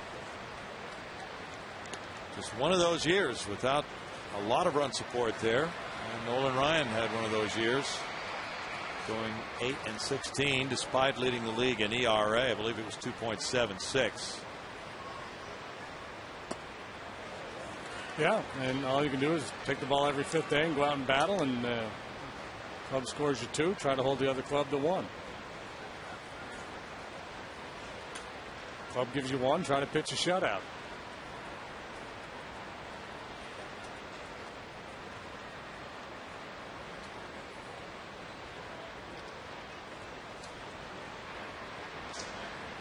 Time called, and Jones backs away. The Astros have won 4 in a row here at Minute Maid Park now, and they're 18-24 at home. So if they continue on this homestand, make it a really good one, they would love to catapult over 500 at home. That first homestand after the break. Fly ball to left, Carlos Lee. 1 out. As they open up on the road after the break, going to Pittsburgh and Chicago. Alvarez will follow. He's 0 for 2 with a ground out and a strikeout looking. A day for cotton candy.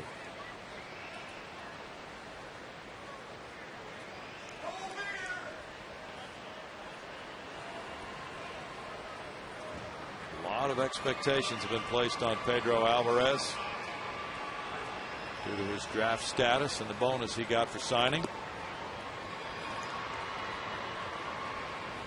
There's ball 1. One emphasis for him has been his defensive work. Some do not project him to be a third baseman long term, but more of a first baseman. 1 ball, 1 strike. And the reports on him are that his hands are fine, but doesn't have a lot of lateral range. At third, he's okay coming in on balls.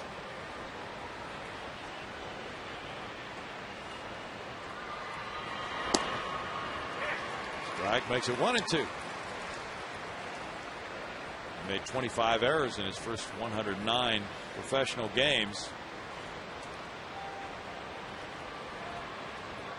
Last year he wound up with 27 homers in the minors between Lynchburg and Altoona and drove in 95 runs, hitting .288. This is his second full professional season here in 2010, so he's learning at the highest level.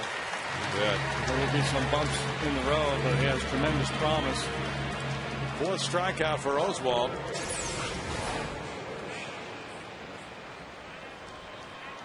I will get him up here, get him acclimated, let him face big league pitching so he can learn to make the adjustments. Pirates aren't going anywhere this year. Might as well see what the future looks like. Inning by inning breakdown for Oswalt. Pretty solid. Averages a little over 15 pitches per inning this year. Church looks at ball 1. A 1-hitter for Roy through 6 2/3. 2-out single in the first by Walker. 2 walks, 4 strikeouts. High to right field. Hunter Pence running out of room there, and right there in front of that yellow line, he snags it for the 3rd out. 7th inning stretch time, and a 1-hitter for Roy through 7. A 2-0 lead for the Astros.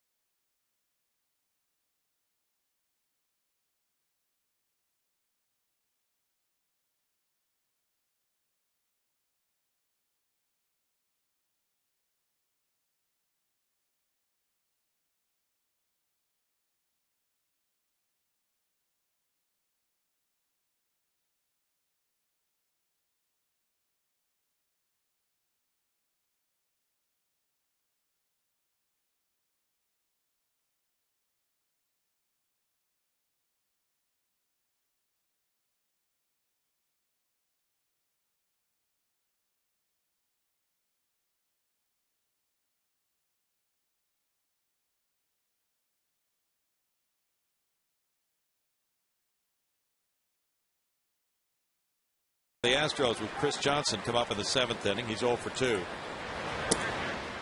And Ross Ohlendorf has given up those 2 Berkman homers. Other than that, he's allowed 3 singles. He's walked 1.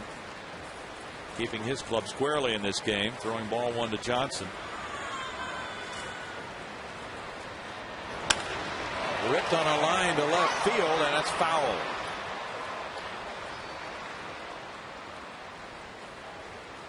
Brendan Donnelly and Javier Lopez in the bullpen for the Pirates. And Chris Johnson has shown the ability to turn on an inside fastball, and that's precisely what he does here. A little runner moving in on him, and he got the head on it. Just not able to keep it fair.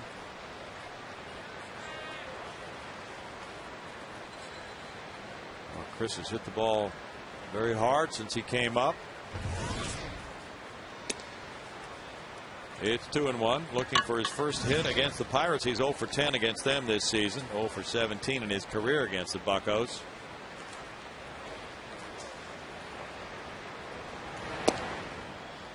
Ohlendorf misses 3-1, but that's not to diminish what he's been doing today, even though he has given up the 2 Berkman long balls. His club trails 2-0. He's thrown 103 pitches. He'll be due up 3rd in the 8th inning. 3 balls, 2 strikes for Ohlendorf. Lopez and Donnelly left and right. This is the best Ohlendorf has pitched against the Astros. Liner caught by Alvarez. That ball absolutely ripped. Johnson stung a couple of balls in that at bat. Alvarez, as Brownie mentioned, has had some problems defensively down there at third base, but Johnny on the spot there to Rob Johnson. He smoked that ball. Got that one behind him. Good thing he had his ears tucked into his hat. He might not have been quite as quick. That's true. Is it snowing? Sanchez takes a breaking pitch, and he did check his swing. There's ball 1. See, that's just being a good rookie there. He doesn't want to bother the clubby for a new hat that fits. Okay. I'll just tuck my ears in there. I'll keep it on. 1 ball, 1 strike.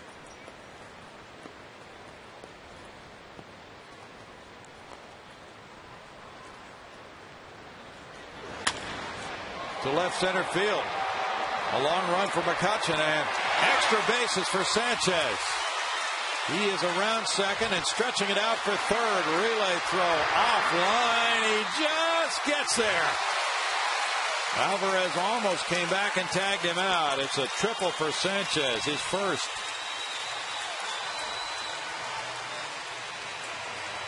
Sanchez showing a little pop there. He has not hit for much power throughout his minor league career and in his brief time in the big leagues, but he gets pretty good wood on this one. A good relay throw gets him at third base, but the throw by Crosby, I think it was Crosby who cut the ball off out there. And he breaks stride a little bit.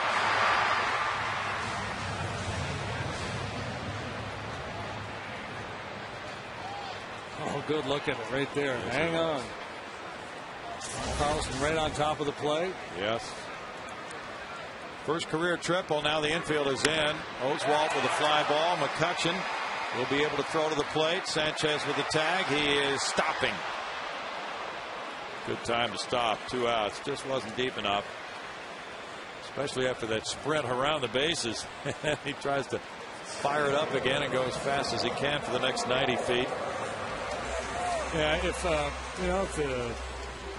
8-hole hitter or the pitcher was coming up next, maybe you gamble there and hope for an errant throw, but clearly that's a situation where you realize a halfway decent throw is going to nail you easily at home plate. And you got Michael Bourne coming up next. Give him a chance to drive in that run. McCutchen with 4 outfield assists, was hoping for another one there. Bourne 1 for 3. Situation there as a pitcher, you're hoping the guy tags up and tries to score. You feel like if your guy makes a halfway decent throw, you're out of the inning.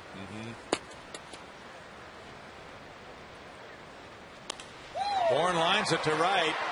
Church back. What a play by Church to rob Bourne going back in right field. Looked like Michael had it over him for extra bases, and Church got back to rob him and save a run, and maybe more. That excellent play. It's still 2-0 Astros.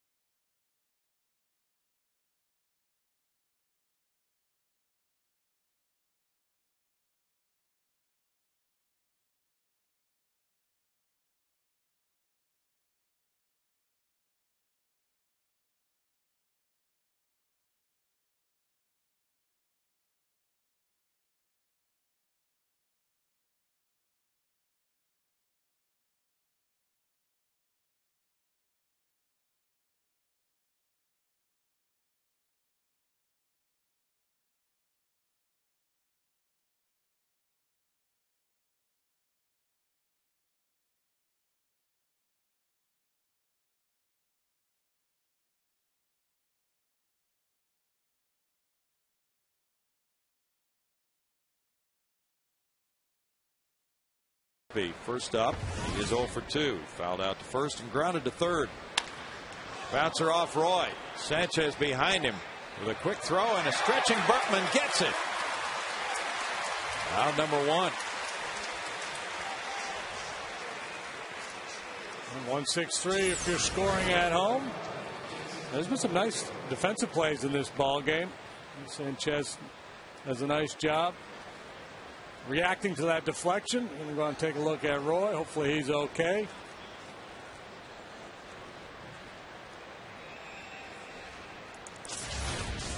Crosby may not have gotten a very good break out of the box here. I think sometimes as a hitter you hit the ball sharply back to the mound and you just go, I'm out. And then you have to restart. That's pitching hand. That's not good news. And athletic trainer Nathan Lucero looking at Roy's right hand. With Tim Burdack starting to warm up in the bullpen. It's one of those games where Roy's been in complete command, so it feels comfortable. He's allowed just the one hit, but the Pirates a bloop and a blast away from tying this ball game.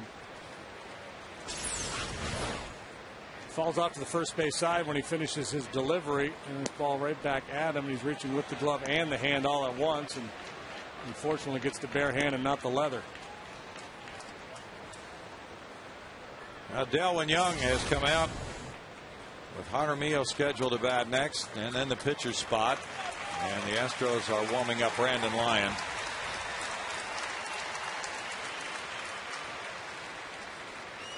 Oswalt stays in. He's thrown 93 pitches. 10 ground ball outs for Roy. He has struck out 4 in this game. And Jaramillo is 0 for 2. 2 ground outs to Jeff Keppinger. Spectacular play in the 5th inning by Keppinger, diving to his right, throwing from his knees. And Berkman picked it up on a hop. And Young is getting ready to pinch hit for the pitcher now, Ohlendorf. Pirate bullpen has been getting ready for this. Strike to Jaramillo. Oswalt pitched a 1-hit complete game at Colorado September 6th of 2008. That is the low hit game of his major league career. It's 0-2.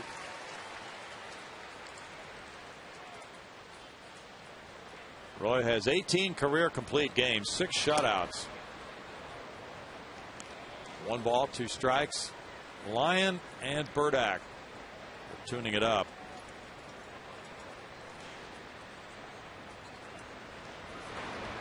That one hit him.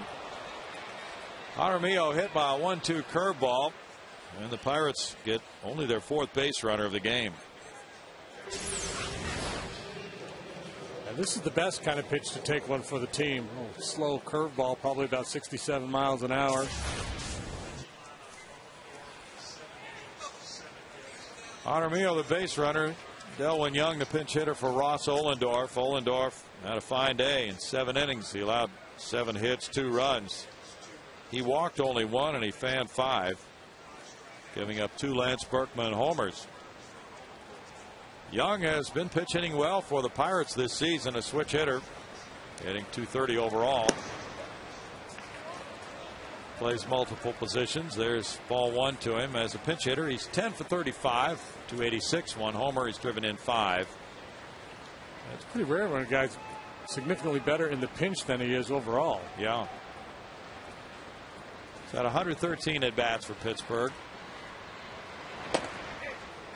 He's been primarily an outfielder, but also has learned to play second base.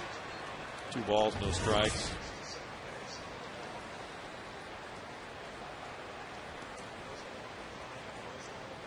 Young popped out in his pinch hit appearance last night in the 8th inning. Brandon Lyon got him. He saves his best for the best. He's hit 3 home runs this year. Got 1 off Roy Halladay, 1 off Brian Wilson, the closer for the Giants, and then 1 off the phenom, Steven Strasburg. Good grief. He's able to dial it up, apparently. That's amazing. It's not that easy to do. Young's made 7 starts at third base, 6 in right field, 3 at second, and 3 as the DH. We could be on the cusp of inventing yet another new baseball statistic, the quality home run. And he laid on the fastball 2-2 and has not had a hit in his career against Oswalt. Young, 28 years old. He was a Dodger when he was drafted in the 4th round in 2002. The Pirates got him in a trade April of last year, native of Los Angeles.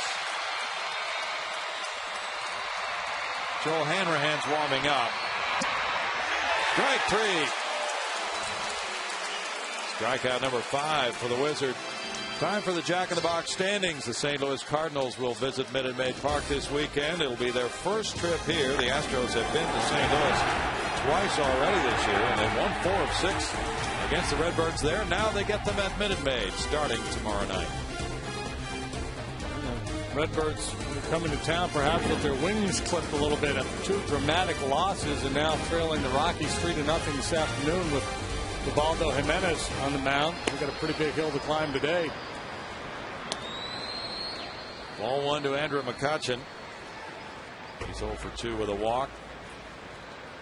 He's the only Pirate to advance to second base in this game. He was balked to second.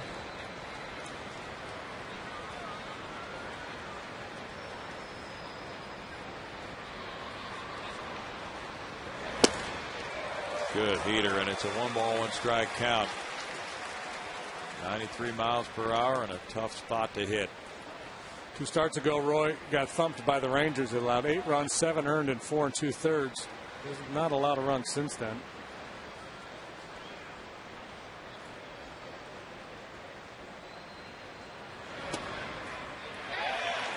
It's 1-2 to McCutchen. The Astros have Keppinger, Berkman, and Lee due up in the bottom half. Oswalt at 105 pitches. This could well be his last inning.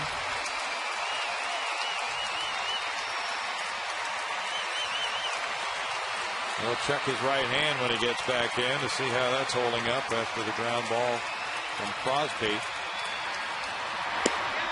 Strike 3.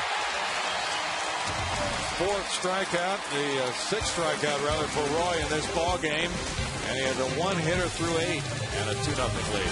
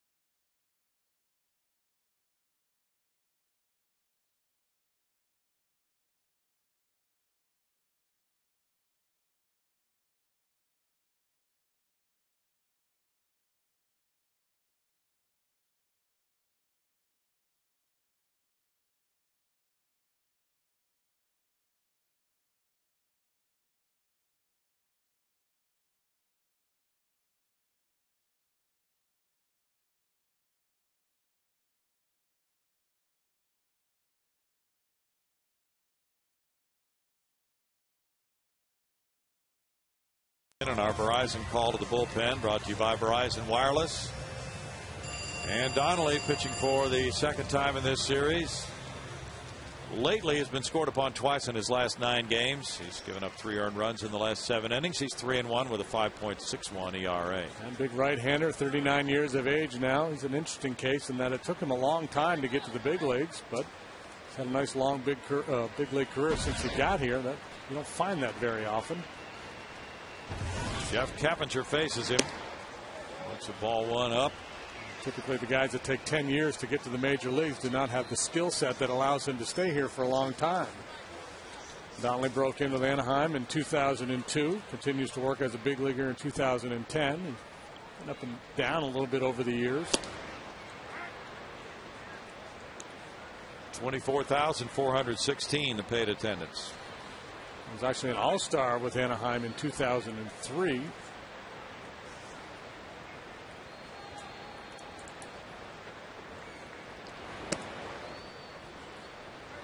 Two balls and a strike. Matt Lindstrom warming up for Houston. Justin Thomas is throwing for Pittsburgh in the bullpen.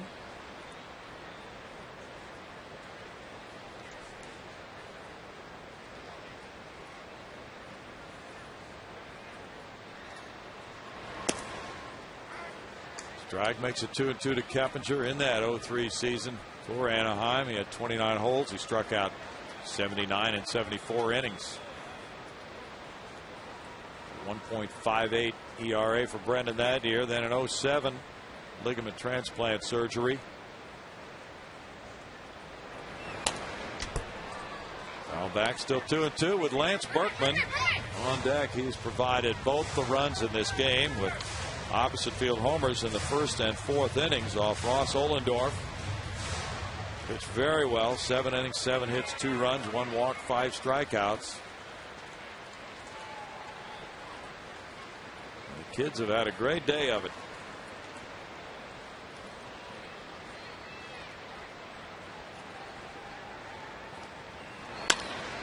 Tapped to shortstop. Crosby. 1 out. Now Berkman. He homered on a 3-2 pitch in the first inning, hit another long ball in the fourth on the first pitch. Giving him 12 long balls this year. 5 in the last 4 games, and of course she loves Berkman. She loved him even before he hit those 2 home runs because she brought that with her. That's right. And Donnelly's allowed 5 home runs this year and 26 innings of work, so he's been susceptible. He does pitch up in the zone with the fastball.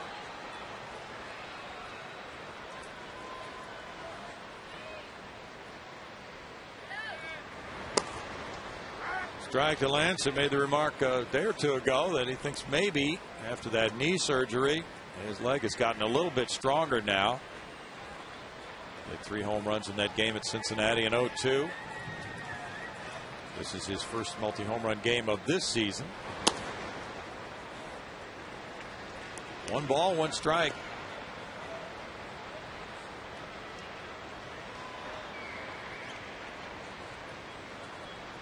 Now he had 325 home runs in his career. He just scored his 1,000th run of his career when he homered in the first inning. Broken by Looper. Into right field, just over Walker. Berkman with his 3rd hit of the game. Donnelly, I'm guessing, had something to say, drawing a laugh from Lance. And so they're able to get in on him a little bit, but he's still able to get a base hit out of it. Somebody's run out of the field, so we'll have a delay. Let's watch a replay or something else while they get this clown off the field. That's just not really a good idea. Yeah, and the more you run around out there and make the security guys run you down, the more trouble you have. They just talk some sense into him. So down and down he went. You don't want to see a taser situation here. No. And he gave up peacefully. Laid down on the ground and put his hands behind him, so he had his little 14 seconds of fame. Meanwhile, the game will be interrupted for a little bit longer while they lead him off the field to a little place in the cooler. It'll cost him probably about $350 for his moment. Carlos Lee is 1 for 3. He singled in the 4th inning.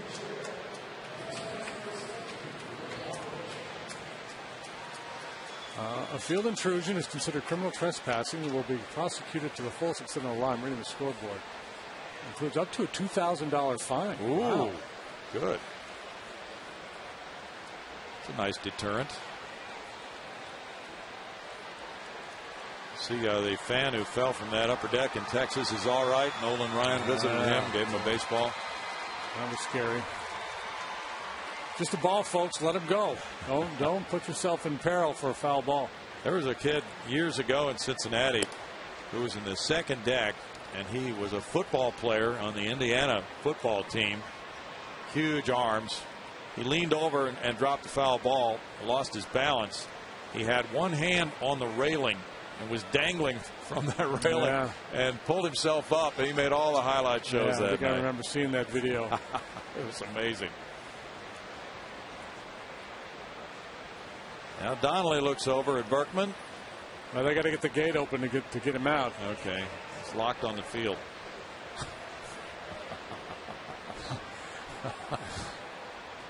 So how do we get out of here now? Well, they could take him through the stands. Step over that little barrier if they wanted to do that.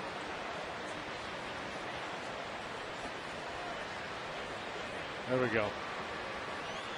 All right.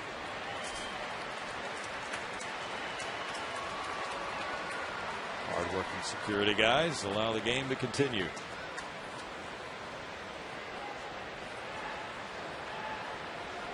Quick-moving ball game to this point.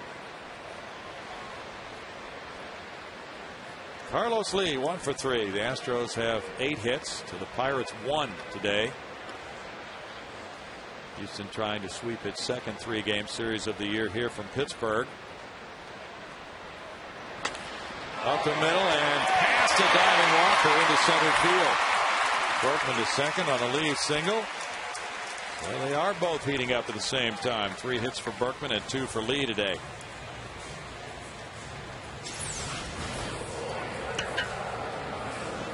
Right back up the middle with that slider from Donnelly. The chief about Carlos's hits today. 2 singles and right on the screws. He also hit a line drive to left field for an out.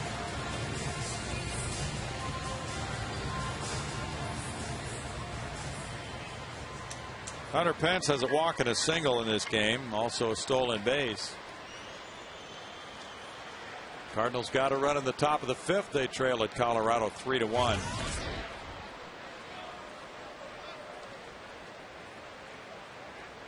Cincinnati's at Philadelphia tonight. Johnny Cueto scheduled to start against Kyle Kendrick. In tight for ball 1.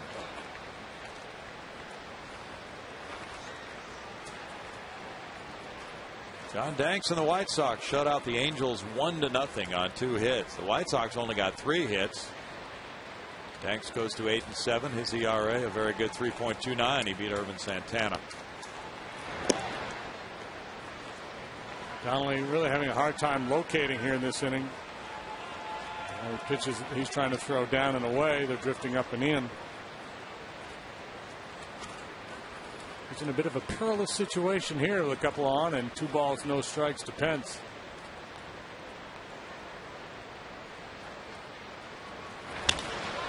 That's getting more perilous. Fly ball to left field. Tabata weaving his way back. 2 outs. Sounded good when he left the bat. Just got under it a little bit. I mean, you know, when he hit it that high, that speaks to a player's strength. And he just missed getting all of that one. That would have been up on the train tracks. So Hunter just missed, and now it's Castro.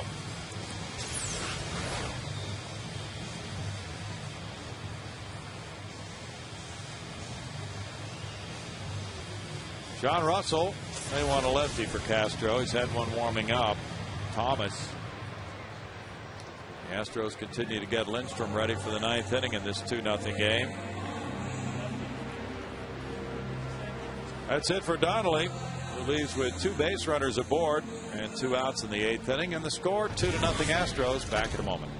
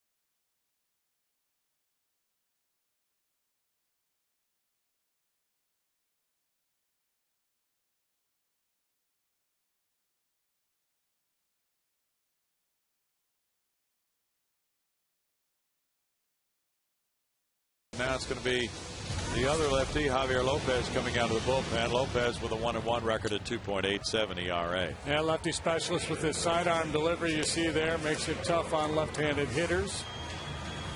Which came up with the Colorado Rockies in 2003. Was there for a couple of years on a Diamondback.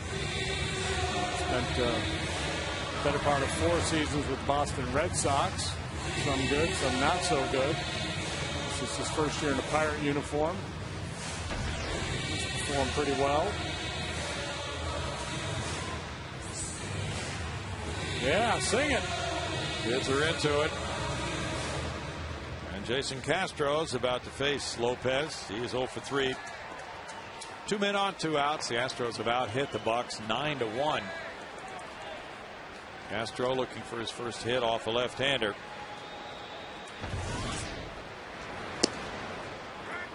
Strike 1. This left-hander comes from behind him. Challenging for a left-handed hitter. Lefty's hitting .225 against him. The 1 home run he has surrendered has come to a left-handed batter. He's got a psychology degree from the University of Virginia. Smart Pirate pitching staff here with Ohlendorf, Lopez. I wouldn't want to be his pitching coach. Don't try that on me. I know all the tricks. He missed, and it's 2 balls and a strike. Lopez drafted by Arizona in '98. Boston picked him up in the Rule 5 draft. He pitched for Boston last year. He was also with the Rockies. Been in the San Diego and White Sox organizations as well. Tap foul.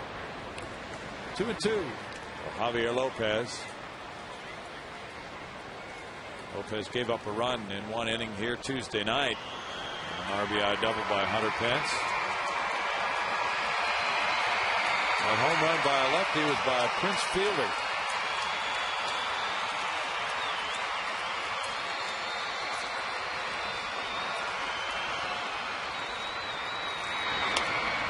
That doesn't surprise me. Prince hangs in there well against lefties. He sure does.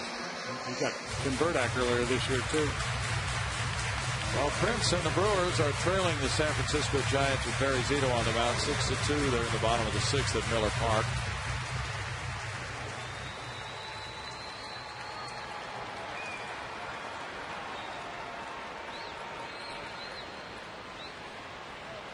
Lopez was born in Puerto Rico. He gets a strikeout to end the Astros 8th inning. No runs, 2 hits, 2 men stranded. 2-0 Houston, moving to the 9th.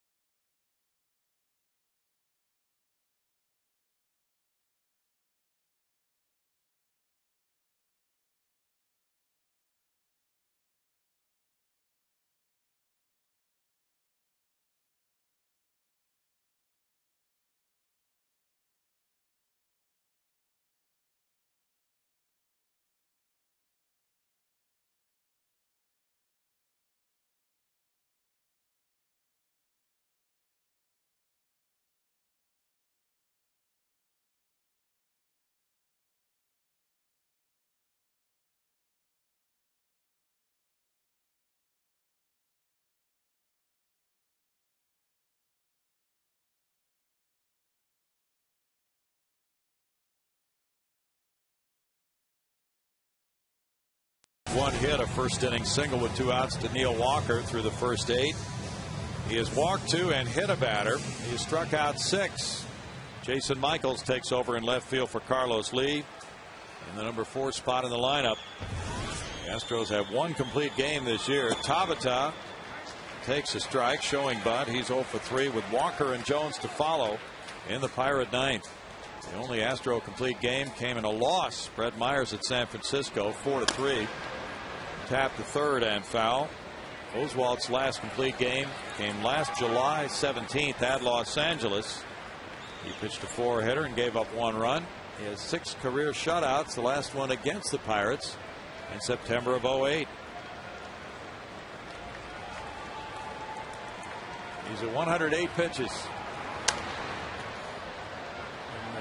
From a pitcher's point of view, you prefer a little more wiggle room than 2-0. But that's, you get a 3-4-0 game. That's just right, because it means the game's moving along pretty well. You're still really locked in. You get a big lead sometimes. The game plan is to start throwing the ball over the middle of the plate. Much tougher to pitch a shutout under those circumstances. Here he knows full well that he's still in a tight ball game, and a couple of mistakes could really cost him. So the concentration remains keen.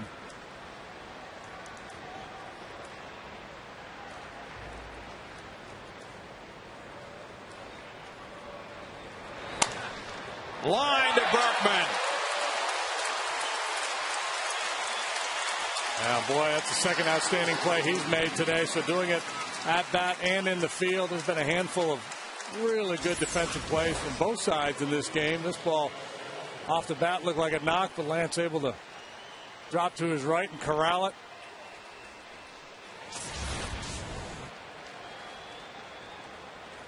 Neil Walker's next. Octavio Dotel warming up for the Pirates. Walker's 1 for 3. He has the only Pirate hit. Strike to Walker. Oswalt's trying to snap a career-long 6-game losing streak at Minute Maid Park. He hasn't won here since he beat the Pirates here on the 23rd of April this year. His 8 losses at home are his most in a single season in his career. Previous high was 4. A lot of strikes today. 113 pitches, 75 of them for strikes. And a curveball strikes out Walker. Number 7.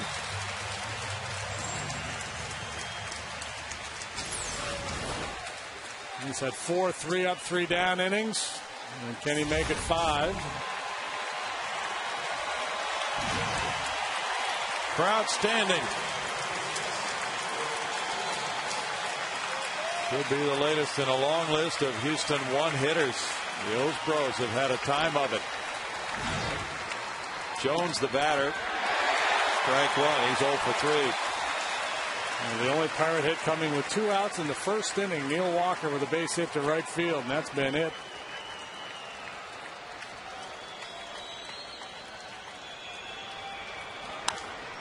And a foul ball makes it no balls, 2 strikes. Roy, of course, a part of the combined no-hitter at Yankee Stadium involving 6 pitchers in 03.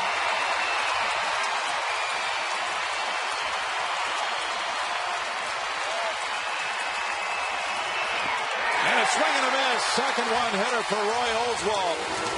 And a shutout win, 2-0 over the Pirates. 8 strikeouts along the way. The only hit came with 2 outs in the first inning, a single by Neil Walker. What a dominant performance by Roy Oswalt here this afternoon. He got all he needed from Lance Berkman with a couple of solo home runs. He took care of the rest. Second career 1-hit shutout for the Wizard. 7th overall, and this run of starting pitching for the Astros continues. Boy, they've been on quite a roll.